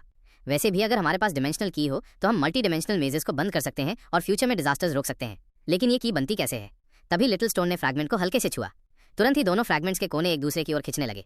फिर एक चमकदार रोशनी निकली। जब रोशनी थमी तो फ्रैगमेंट्स पूरी तरह से आपस में जुड़ चुके थे। अटोरू बोला, तो ये ऐसे कनेक्ट होते हैं और अब फ्रैगमेंट्स के बीच रेजोनेंस पहले से भी ज्यादा इंटेंस है। दूर यूरोपियन हेडक्वार्टर्स में स्टार स्टेडियम गिल्ड का एक एल्फमैन अचानक अपने फ्रैगमेंट की रिएक्शन महसूस करता है। उसके चेहरे पर एक सिनिस्टर स्माइल आ जाती है।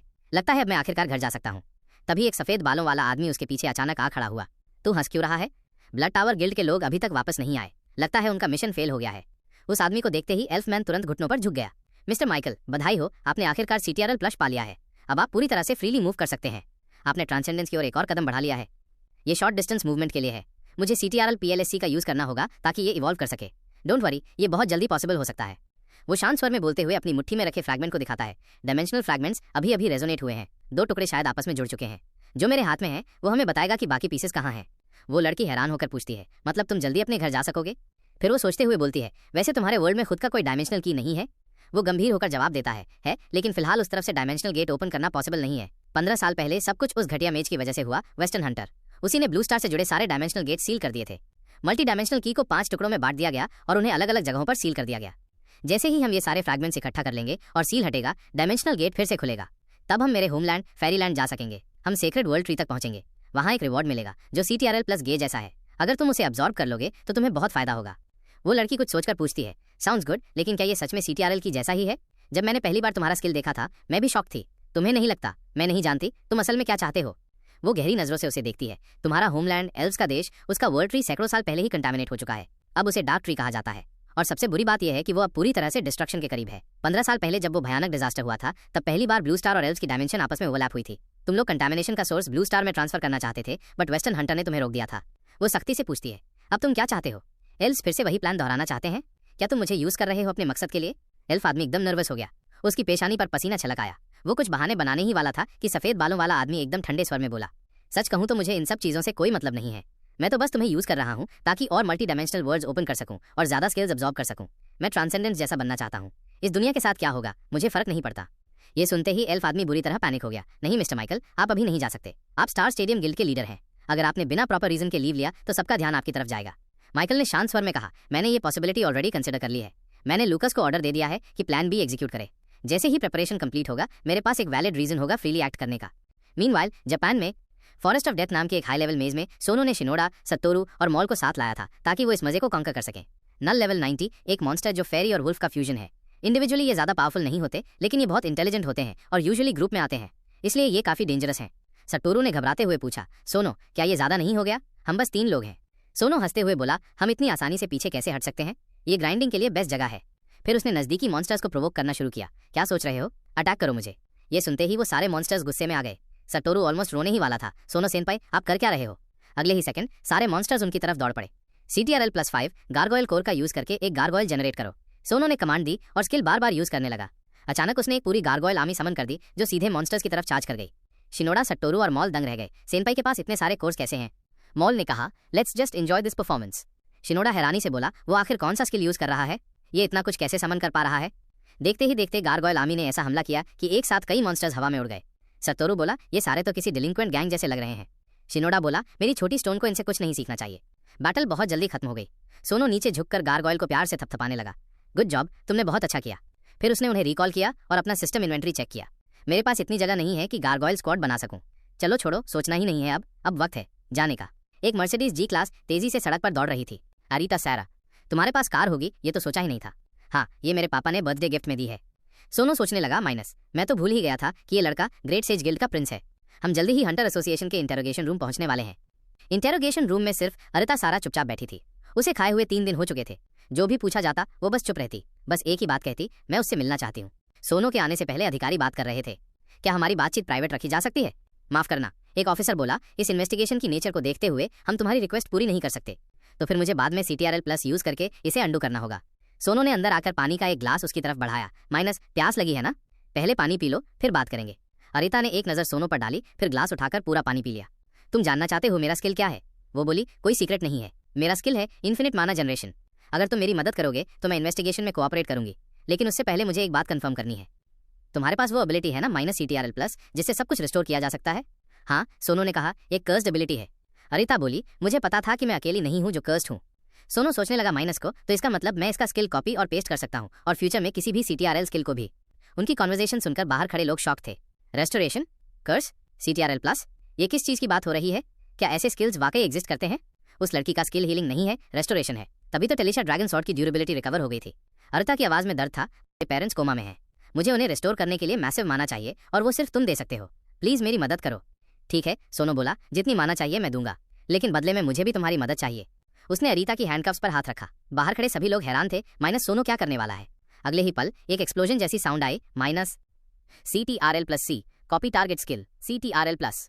लेकिन अचानक सिस्टम ने प्रॉम्प्ट दिया, minus copying not possible. Sono हैरान रह गया, माइनस ऐसा क्यों हुआ? मुझे लगा था शायद कुछ स्किल्स कॉपी नहीं होते, पर आज ही सामने आ जाएगा ये सोचा नहीं था। कितनी अनलकी फीलिंग हो रही है आज। अरिता ने देखा कि वो उसका हाथ कसकर पकड़े हुए है। माइनस तुम कर क्या रहे हो? सोनो को होश आया और उसने फौरन उसका हाथ छोड़ दिया। तभी एक रेड डायलॉग बॉक्स स्क्रीन पर पॉपअप हुआ, minus CTRL+C special skills can not be copied, but if you eliminate the target you can absorb it. Meeting this condition allows you to copy the skill normally. Narration. इतना cruel rule देखकर सोनो पूरी तरह से टूट गया। मैं किसी को मारकर उसका स्किल नहीं ले सकता। कोई और रास्ता नहीं है क्या? या फिर तब तक वेट करूं जब तक वो नेचुरल डेथ से मर जाए? बाहर खड़े लोग अब भी कंफ्यूज थे कि अंदर क्या चल रहा है। नाना से रहा नहीं गया, माइनस अंदर सब ठीक है ना? सॉरी सोनो बोला, बस थोड़ा सोच में खो गया था। सब कुछ स्मूथ चल रहा है। छोड़ो, वो मन ही मन सोचने लगा, पहले उसके पेरेंट्स को जगाने में हेल्प करता हूँ ताकि उसका ट्रस्ट मिल जाए। शायद बाद में कोई और रास्ता मिल जाए। नहीं मिला तो भी उसके साथ मिलकर काम कर सकता हूँ। उसी दोपहर हंटर सेंटर हॉस्पिटल। सभी वहां पहुंचे। ग्रेट डिजास्टर के दौरान मिस्टीरियस क्रीचर्स ने हमला किया था, जिसकी वजह से कई लोग माना पॉइजनिंग के शिकार हो गए थे। ये हॉस्पिटल ही अकेला था जो ऐसे पेशेंट्स को एक्सेप्ट कर रहा था। तो क्या इसी वजह से वो कुरोसाकी से कोऑपरेट करना चाहता था? उसे ट्रीटमेंट के लिए बहुत सारे पैसे चाहिए थे। वैसे कुरोसाकी भी यहीं ट्रीटमेंट ले रहा है ना? हाँ, वो अंडरग्राउंड फैसिलिटी में है। जैसे ही वो होश में आएगा उसे इन्वेस्टिगेशन के लिए प्रिजन ले जाया जाएगा। उसी वक्त एक आदमी मॉल के पास से गुजरा। ये यहाँ क्या कर रहा है? वो था लूकस, जो CTRL+ यूज करता है। नरेशन। सीन शिफ्ट हुआ, लूकस अंडरग्राउंड फैसिलिटी में पहुंचा। 2 गार्ड्स तुरंत उसे रोकने आगे बढ़े, माइनस ये रिस्ट्रिक्टेड एरिया है, बिना परमिशन के एंट्री मना है। लूकस ने कॉन्फिडेंटली एक छोटा सा कार्ड निकाला, आप दोनों का हार्डवर्क के लिए थैंक यू, ये मेरा परमिट है। लेकिन उस कार्ड पर जो लिखा था वो था CTRL+PSF। अगले ही सेकंड उस टेक्स्ट में बदलाव होने लगा। ब्लैक एनर्जी का एक झुंड कार्ड से निकलकर दोनों गार्ड्स पर टूट पड़ा। कुछ ही देर में वो एनर्जी उन्हें पूरी तरह से निगल गई। ब्लैक एनर्जी के बैप्टिज्म के बाद दोनों गार्ड्स एकदम माइंडलेस पपेट्स बन चुके थे। लूकस सीधा अंदर गया और कुरोसाकी के सामने पहुंचा। फिर उसने एक अजीब सा ऑर्ब निकाला। उसकी सरफेस पर पर्पल लीव्स लिपटी हुई थी और उससे लगातार ब्लैक एनर्जी निकल रही थी। लूकस, एक काम है जो सिर्फ तुम कर सकते हो। एक गंभीर आवाज आई, अगर ब्लड टावर गिल्ड फेल हो जाए तो मैं चाहता हूं कि तुम इसे पूरे सिटी सी में फैलाओ। लूकस ने उस चीज को देखा और उसके अंदर से घिन की एक लहर उठी। वो तुरंत पीछे हट गया। ये फल मेरे होमलैंड से लाया गया है, एक कंटामिनेटेड वर्ल्ड ट्री का फल। इसे एक बैरियर की तरह यूज करके सबस्पेस खोला जा सकता है। शायद तुम सबस्पेस को नहीं जानते, चलो मैं दिखाता हूँ। लूकस की आंखों के सामने जो सीन आया उसने उसे दहशत से भर दिया। एल्फमैन का फ्रूट एक्टिवेट हो चुका था। ऊपर की स्पेस फट गई थी और वहां से एक भयानक जायंट बीस्ट दिखाई दे रहा था। वापस प्रेजेंट में लूकस उस पर्पल फ्रूट को देख रहा था। ये आदमी पूरी सिटी को नर्क में बदलना चाहता है। डैम इट, मुझे पहले लोगों को बचाना होगा। ये मेरे परिवार से बहुत जुड़ा हुआ है। अब पीछे हटने का टाइम नहीं है। हॉस्पिटल के ऊपर के कमरे में अरिता सारा के पेरेंट्स पूरी तरह रिकवर हो चुके थे। ये इमोशनल सीन देखकर शिनोडा स्टोरू की आंखों में आंसू आ गए। नाना उस मिराकुलस स्किल को देख रही थी और उसके मन में नए ख्याल आने लगे। रेस्टोरेशन क्या वाकई स्ट्रॉन्गेस्ट हीलर से भी ज्यादा पावरफुल है? मुझे इस लड़की को एसोसिएशन में रखने का तरीका ढूंढना होगा। वैसे मॉल गया कहाँ? हॉस्पिटल कॉरिडोर में लूकस ने अब तक कुरोसाकी को जगा लिया था और उसे बाहर ले आया था। तभी लूकस के सामने एक सिस्टम डायलॉग बॉक्स पॉपअप हुआ, detected a CTRL skill user near by. ये खबर सुनकर कुरोसाकी हैरान रह गया। क्या सारा अपने पेरेंट्स से मिलने आई है या फिर वो लड़का भी साथ है? उसी वक्त मॉल पीछे से वहां आ गया। लुकास, वाकई तुम ही हो, मैं तो तुम्हें पहचान ही नहीं पाया। और कुरोसाकी, तुम सच में जाग चुके हो। सोनो, क्या तुम कुरोसाकी के लिए यहाँ आए हो? मॉल ने ताना मारा, सेलिब्रिटी स्टेडियम गिल्ड के पालतू कुत्ते, सुना है तुमने हंटर एसोसिएशन छोड़ दिया है, अब यहाँ क्या कर रहे हो? अगर तुम उसकी मदद कर रहे हो भागने में तो अब तुम भी उसके अकॉम्प्लिस हो। मॉल ने अपना वेपन निकाल लिया। तुम आज भी वैसे ही रेकलेस हो। सोनो बोला, क्या तुम भूल गए कि ये हॉस्पिटल है? मुझे इससे निपटने दो, इसे सबक सिखाता हूँ कि कुछ भी करने की छूट नहीं है। तभी सोनो अचानक मॉल के पीछे शैडो मूवमेंट से आ गया। मैं भी यहाँ हूँ। मॉल गुस्से में चिल्लाया, कमीने, ये मेरा स्किल है। इसी वक्त लूकस के पास सिस्टम ने एक और प्रॉम्प्ट दिया, डिस्कवर्ड यूजर्स ऑफ CTRL+E और CTRL+5 टारगेट सामने है। I finally found you CTRL+। Dam, लूकस ने सोचा, एक के बाद एक प्रॉब्लम। पहले कुरोसाकी, अब एक इंटरनेशनल क्रिमिनल भी आ गया है। न्यूकमर के हाथ में जो वेपन था उसे देखकर दोनों चौंक गए। Witches blade. आज का दिन सच में बुरा है। जहां जाता हूं वहीं ओवरटाइम मिल रहा है। नाना को हथियार लिए देखकर आसपास के लोग भी खिंचाए। अरे ये तो हंटर नाना है ना, हॉस्पिटल में वेपन लेके क्यों घूम रहा है? देखो, ये हॉस्पिटल है क्या? हम शांति से कुछ हल नहीं कर सकते? तभी नासी ने 2 मना सप्रेशन हैंडकफ्स निकाले। अगर तुम लोग ये कफ्स पहन लो तो मैं खुशी से बात करने को तैयार हूँ। लगता है बात करने की कोई गुंजाइश नहीं बची, कुरोसाकी बोला। फिर उसने पास में खड़े एक आदमी को पकड़ लिया। समझ नहीं आया, यहाँ मौजूद हर एक इंसान अब मेरा हॉस्टेज है। अब बात कर सकते हैं क्या? लेकिन अगले ही सेकंड जो हुआ वो शॉकिंग था। नासा ने एक जबरदस्त किक मारी। कुरोसाकी जोर से दीवार से टकराया और मुंह से बहुत सारा खून बाहर आया। ये देखकर लूकस के शरीर में ठंडी सिहरन दौड़ गई। पेज 33। अटैक इतना तेज था मैं ठीक से देख भी नहीं पाया। लूकस के चेहरे पर चिंता थी। नास ने कहा, लूकस, तुम कुरोसाकी जैसे तो नहीं हो ना? क्या हम शांति से इस मैटर को सॉल्व कर सकते हैं? लूकस ने अनकॉन्शियस पड़े कुरोसाकी की तरफ देखा। क्या मुझे उस चीज का यूज करना चाहिए? लेकिन मैं जानना चाहता हूँ कि तुम लोगों ने मुझे ही क्यों चुना। ये डार्क मैजिक पावर है जो कंटेमिनेटेड वर्ल्ड ट्री से आई है। नॉर्मल लोग इससे जहर जैसे इफेक्ट से मर सकते हैं, लेकिन तुम अलग हो, है ना? तुम ब्लड टावर गिल्ड के लीडर जैसे हो। तो तुम कहना चाहते हो कि कुरोसाकी भी? हाँ, वो भी अपने स्किल्स ऑपरेट करने के लिए डार्क मैजिक पावर यूज करता है। यूज करो इसे, अपनी डार्क मैजिक पावर इंजेक्ट करो और इन वर्ल्ड ट्री फ्रूट्स को ब्लूम करने दो। लूकस ने गहरी सांस ली। माफ करना, मैं भी कुरोसाकी जैसा ही हूँ। मैं तुम्हारे साथ पीसफुली कुछ रिजॉल्व नहीं कर सकता। उसने अपनी स्पेस से एक तलवार निकाली। मैं जो भी करना पड़े करूंगा, लेकिन इसे लेकर जाऊंगा। ये तो प्रेयर सॉर्ड है। लूकस country wise Holi night family का मेंबर है।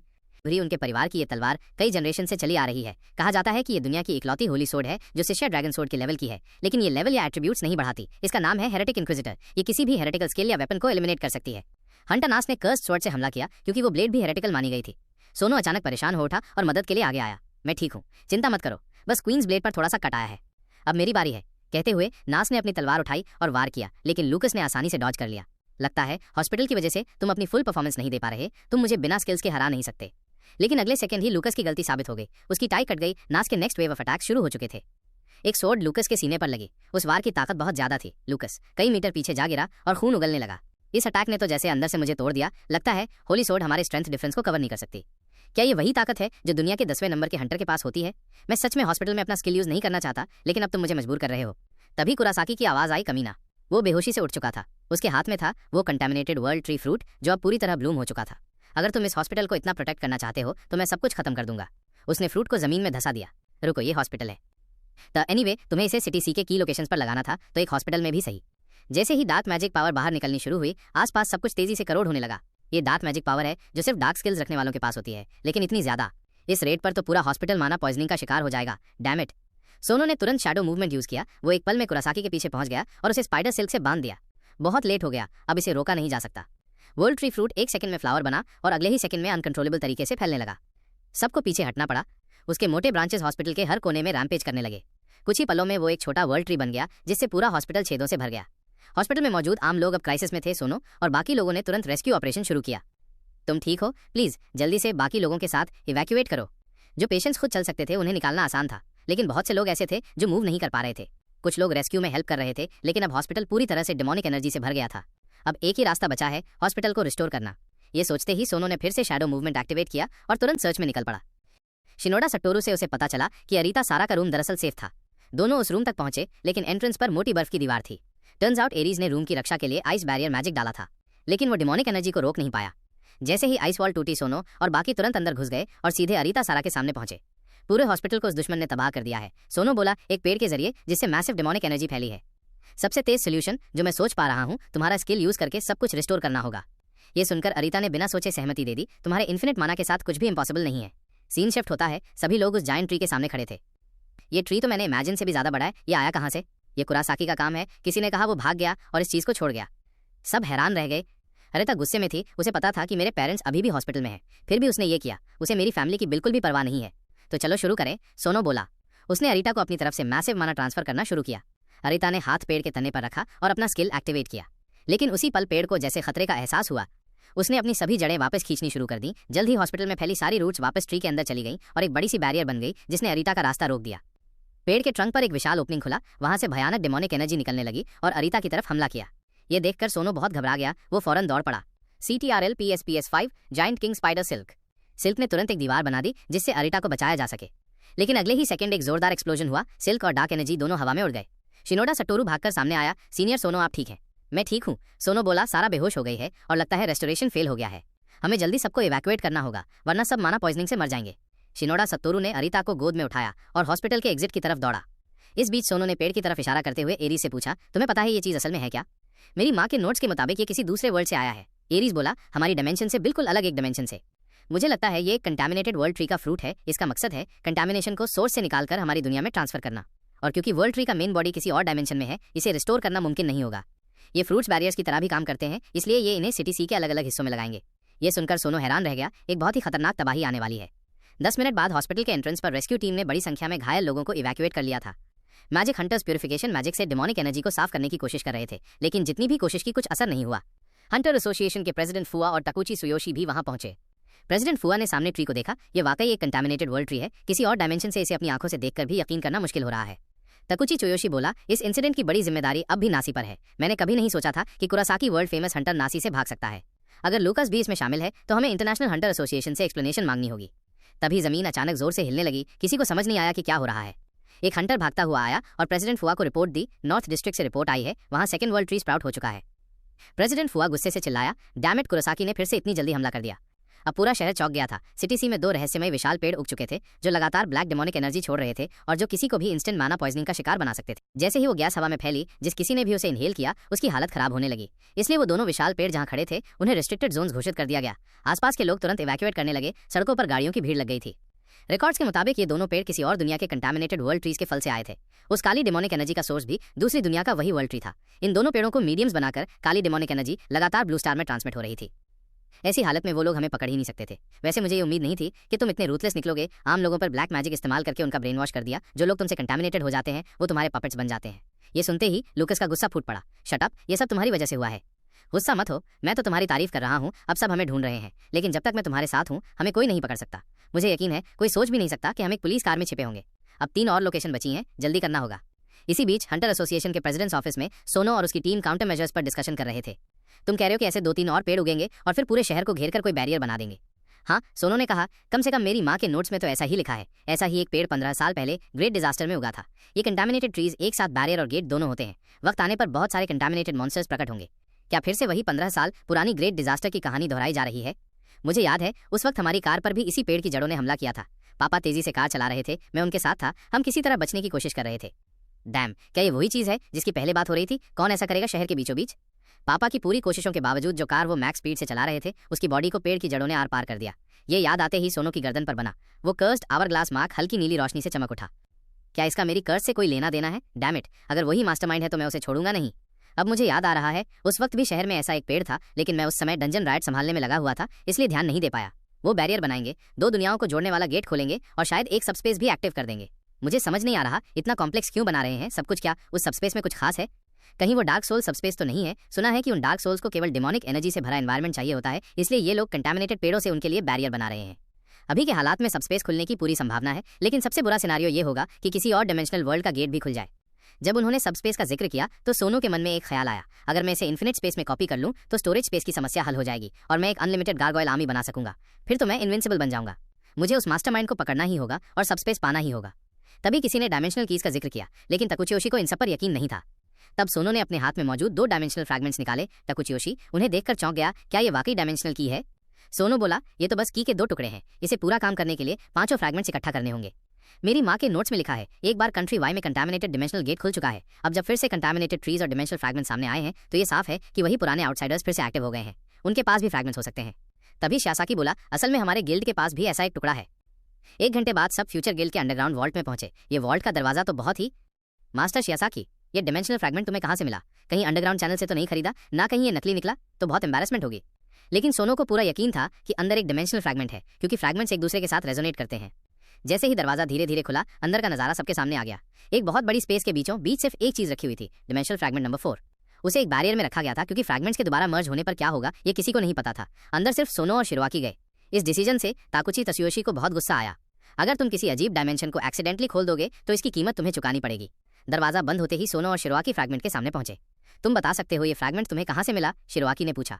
सोनो ने जवाब दिया, बकवास बंद करो, काम पर लगो। जैसे ही फ्रैगमेंट्स मर्ज हो तुरंत मेरे बैरियर में आ जाना।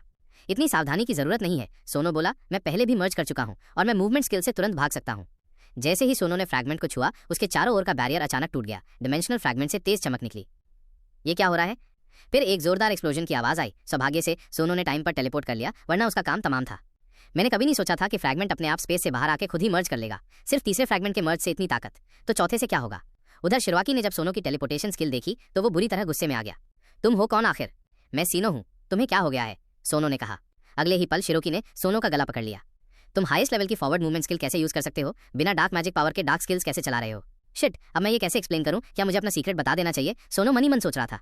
मैं डार्क मैजिक पावर यूज नहीं कर सकता, सोनो ने जल्दी से कहा। लेकिन शिरोकी को उस पर भरोसा नहीं हुआ। उसने अपना स्टाफ उठाया और ब्लैक लाइटनिंग कास्ट कर दी। शिट, मेरी शैडो मूवमेंट एक्टिवेट क्यों नहीं हो रही? तुम्हारी स्किल काम क्यों नहीं कर रही? क्योंकि ब्लैक लाइटनिंग ही इकलौती स्किल है जो शैडो मूवमेंट को रोक सकती है। शिरोआकी बोला, मैं शुरू से ही तुम पर शक कर रहा था। बताओ कौन हो तुम? स्नो माउंटेन में तुम और कुरासाकी के बीच क्या हुआ था? क्या ये सब तुम्हारी प्लानिंग का हिस्सा है? शिट, अब मैं अकेला क्यों आया? इसके साथ अब कोई ऑप्शन नहीं है। CTRL giant king spider silk. अचानक अनगिनत सिल्क थ्रेड्स निकली और शियासाकी को चारों ओर से लपेटकर एक बॉल बना दिया। लेकिन अगले ही पल उस बॉल के अंदर कुछ हुआ। बैंग, एक बड़ा धमाका हुआ। शिरोआकी फिर से उसके सामने आ गया। अगर सच नहीं बताया तो यहीं मर जाओगे। क्या ये मुझे सच में मार डालेगा? ये इतना गुस्से में क्यों है? सोनो के मन में डर साफ दिख रहा था। अब शिरोआकी पूरी तरह से डार्क मोड में जा चुका था और अपनी फुल पावर यूज करने को तैयार था। इस हालत में सोनो के पास अब एक ही रास्ता बचा था। उसने तुरंत सिस्टम पैनल समन किया और 2 हाईएस्ट क्वालिटी पोशंस निकाली। इफेक्ट 95 डैमेज हील करता है। एक साथ 2 नहीं यूज कर सकते। अगर टारगेट ऑलरेडी डेड है तो कोई इफेक्ट नहीं। उसी समय शिरोआकी का अटैक शुरू हो चुका था। अनगिनत ब्लैक लाइटनिंग बोल्ट्स सोनो की तरफ बढ़ रहे थे। सोनो अब बेहद एंग्शियस हो गया। उसकी हेल्थ लगातार गिर रही थी। CTL5 हेल्थ बिलो 25 एक्टिवेट करिशिया dragon sword skill berserk mode. CTRL5 इक्विपिया ड्रैगन सोर्ड। सोनो की ऑरा अचानक तेज हो गई और सारी ब्लैक लाइटनिंग को हवा में ही डिस्पेल कर दिया। तुमने मुझे ये करने पर मजबूर किया। उसने एक भारी तलवार से जबरदस्त स्ट्राइक मारा। शिट, ये क्या हुआ? एक जोरदार एक्सप्लोजन के साथ शिरोआकी घायल होकर गिर पड़ा। उसके मुंह से खून बह रहा था। भाई, हम अपनी गिल्ड का नाम क्या रखें? सोनो ने पूछा। मैं चाहता हूं कि हमारी गिल्ड फ्यूचर में सबसे स्ट्रांग बने। फिर मुस्कुराकर बोला, हाउ अबाउट फ्यूचर गिल्ड? मुझे ये नाम बहुत पसंद है। हम इसे जरूर दुनिया का सबसे ताकतवर गिल्ड बनाएंगे। भाई, मैं तुम्हें दुनिया का सबसे ताकतवर हंटर बनाऊंगा। दुनिया का सबसे ताकतवर हंटर, ये सुनने में बहुत अच्छा लग रहा है। 10 साल पहले उन्होंने नरक के राजा तक से लड़ने में कभी डर नहीं महसूस किया और आखिरकार उसे हरा दिया। लेकिन एक बार जब वो एक डंजन रेड की तैयारी कर रहे थे तो उन्हें पता चला कि उनकी टीम में कोई अज्ञात इंसान घुस आया है। लेकिन शियासाकी को कोई फर्क नहीं पड़ा। ये डंजन बहुत फेमस है, यहाँ अजनबी लोगों का आना नॉर्मल है और वैसे भी हमारे पास तुम्हारी रिटर्न स्किल है। हम किसी भी खतरे से बाहर निकल सकते हैं। फिर भी नानी को चिंता हो रही थी। डंजन रेड के आखिरी पल में एक एक्सीडेंट हो गया। बैंडेज वाला आदमी सब पर अचानक हमला कर देता है। तो कर क्या रहा है हरामी? ये डार्क मैजिक एडिक्शन टॉक्सिन है। हवा के संपर्क में आते ही लोगों की कॉन्शियसनेस धीरे धीरे कंटामिनेट हो जाती है। कुछ ही समय में वो लोग लो लेवल मॉन्स्टर्स बन जाएंगे, गूल से भी बुरे। जल्दी से एंटीडोट दे, वरना मैं तुझे मार डालूंगा। तुम्हें इस डंजन के फाइनल रिवॉर्ड के रूप में शैडो मूवमेंट स्किल मिला होगा। मुझे दे दो, मैं तुम्हारे भाई को बचाने का तरीका बता दूंगा। लेकिन बिना डार्क मैजिक पावर के उस स्किल का कोई यूज नहीं। मजबूरी में शिरोकी को वो स्किल देना पड़ा। कूपर कंट्री के पुराने फैमिली की एंसेस्ट्रल स्वॉर्ड ग्लोरी क्यों? ताकि तू जिंदा रह सके और जहर का असर ना हो। क्या तू मुझे एंटीडोट नहीं देगा हरामी? ब्लैक मैजिक एडिक्शन का कोई एंटीडोट नहीं है। और हाँ, ये डंजन एक मूविंग डंजन है। रेड सक्सेस होने के बाद ये जगह कोलैप्स कर जाएगी। मतलब तू कभी हमें छोड़ने का इरादा ही नहीं रखता था। हरामी, गुड बाय लिटिल गाय। बैंडेज वाला आदमी चला गया और डंजन गिरने लगा। ये मुझे बॉस रूम में मिला था। मुझे नहीं पता ये क्या है, लेकिन ये आम चीज नहीं लग रही। भाई, मैं अब तेरे साथ नहीं चल सकता। नोनी की रिटर्न स्किल एक्टिवेट होती है और अगले ही सेकंड में शिरोआकी अकेला गिल्ड ऑफिस में वापस आ जाता है। वो ग्रीफ से चीखता है, एनओ।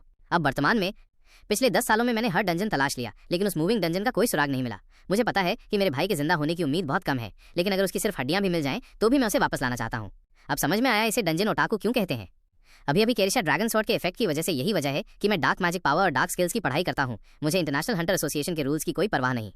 ज्यादातर डार्क स्किल्स तो डिस्ट्रॉय कर दी गई थी और शैडो मूवमेंट तो बहुत ही रेयर है। अब शायद सिर्फ वही बैंडेज वाला आदमी यूज कर सकता है।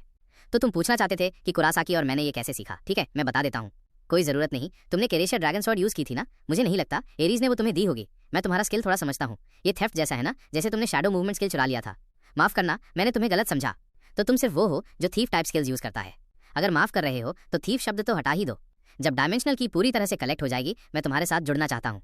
इसी समय दूसरी तरफ कुरासाकी ने एक और कंटामिनेटेड वर्ल्ड ट्री प्लांट कर दिया था। मिसअंडरस्टैंडिंग क्लियर होने के बाद सोनो और शियासाकी ट्रेजरी से बाहर निकले। सभी लोग जानना चाहते थे अंदर क्या हुआ, लेकिन सोनो ने एक बहाना बना दिया। अभी खबर मिली है, तीसरा कंटामिनेटेड वर्ल्ड ट्री सामने आ चुका है। इसकी लोकेशन देखकर हम अंदाजा लगा सकते हैं कि कुरासाकी का अगला मूव क्या होगा। उससे पहले हमें जिंसा के पास हंटर्स इकट्ठा करने होंगे। बैरियर के साइज और लोकेशन को देखकर मैं अंदाजा लगा सकता हूँ कि सब स्पेस जिंसा में ही खुलेगा। अगर हम उसे चौथा वर्ल्ड ट्री बनाने से पहले रोक पाते हैं तो सब ठीक हो जाएगा। मुझे वापस एसोसिएशन जाना होगा हंटर्स इकट्ठा करने। क्या तुम दोनों साथ चलना चाहोगे? नहीं, अभी हमें कुछ तैयारियां करनी है। इस बीच सभी लोग अलग अलग दिशा में अपने अपने काम पर निकल चुके थे। उसी वक्त यूरोप में कहीं माइकल समा और उसके गिल्ड मेंबर्स एक सीक्रेट मीटिंग कर रहे थे। हमें अभी अभी कंट्री एच से सपोर्ट रिक्वेस्ट मिली है, एक मेंबर ने कहा। और जाहिर है उन्होंने कंट्री एम को भी नोटिफाई कर दिया होगा। माइकल ने जवाब दिया, अब समय आ गया है, सब स्पेस अब नॉर्मली खुलेगा, है ना? हाँ, सब स्पेस खुलना तय है। किसी ने भरोसे के साथ कहा। वो पूरी तरह से गॉब्लिन और हाफ ओवरसी मॉन्स्टर्स से भरा हुआ है। सिर्फ गॉब्लिन्स और हाफ ऑक्स। एक सदस्य ने हैरानी से कहा, क्या तुम कंट्री एच के हंटर्स को कमजोर समझ रहे हो? डोंट वरी, सब कुछ प्लान के हिसाब से है। अंडर एस्टिमेट मत करो। जब सिटी सी में सब स्पेस खुलेगा तो एक ह्यूज डीबफ होगा। इस बार हमें सक्सीड करना ही होगा। वो तो तय है, किसी ने गंभीरता से कहा। इसके बाद एक रहस्यमयी फेरी मैन वहां से निकल गया। दूसरी तरफ कंट्री एम के व्हाइट हाउस में क्या वो चीज सच में कंट्री एच में दिखाई दी है? एक अफसर ने पूछा।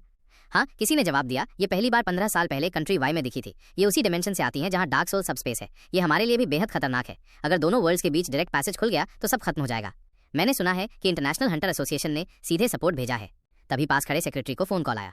कमांडर हंटर एसोसिएशन की तरफ से वीडियो कॉल है। अप्रूवल मिलते ही टीवी ऑन कर दिया गया।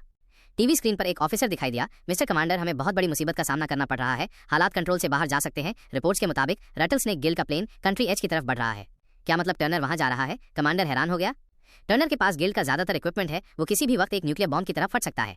उम्मीद है कि वो कोई बेवकूफी नहीं करेगा। ये अब सिर्फ कंट्री एच की प्रॉब्लम नहीं रह गई। सबसे बेस्ट हंटर्स की टीम चुनो और वहां भेजो।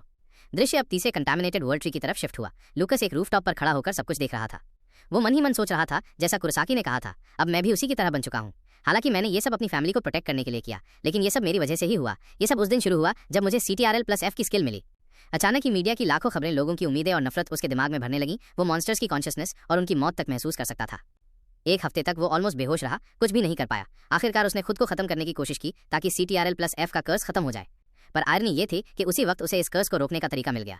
उसके परिवार के पास एक खास ट्रेजर था, एंजल सोर्ड, एक होली ब्लेड।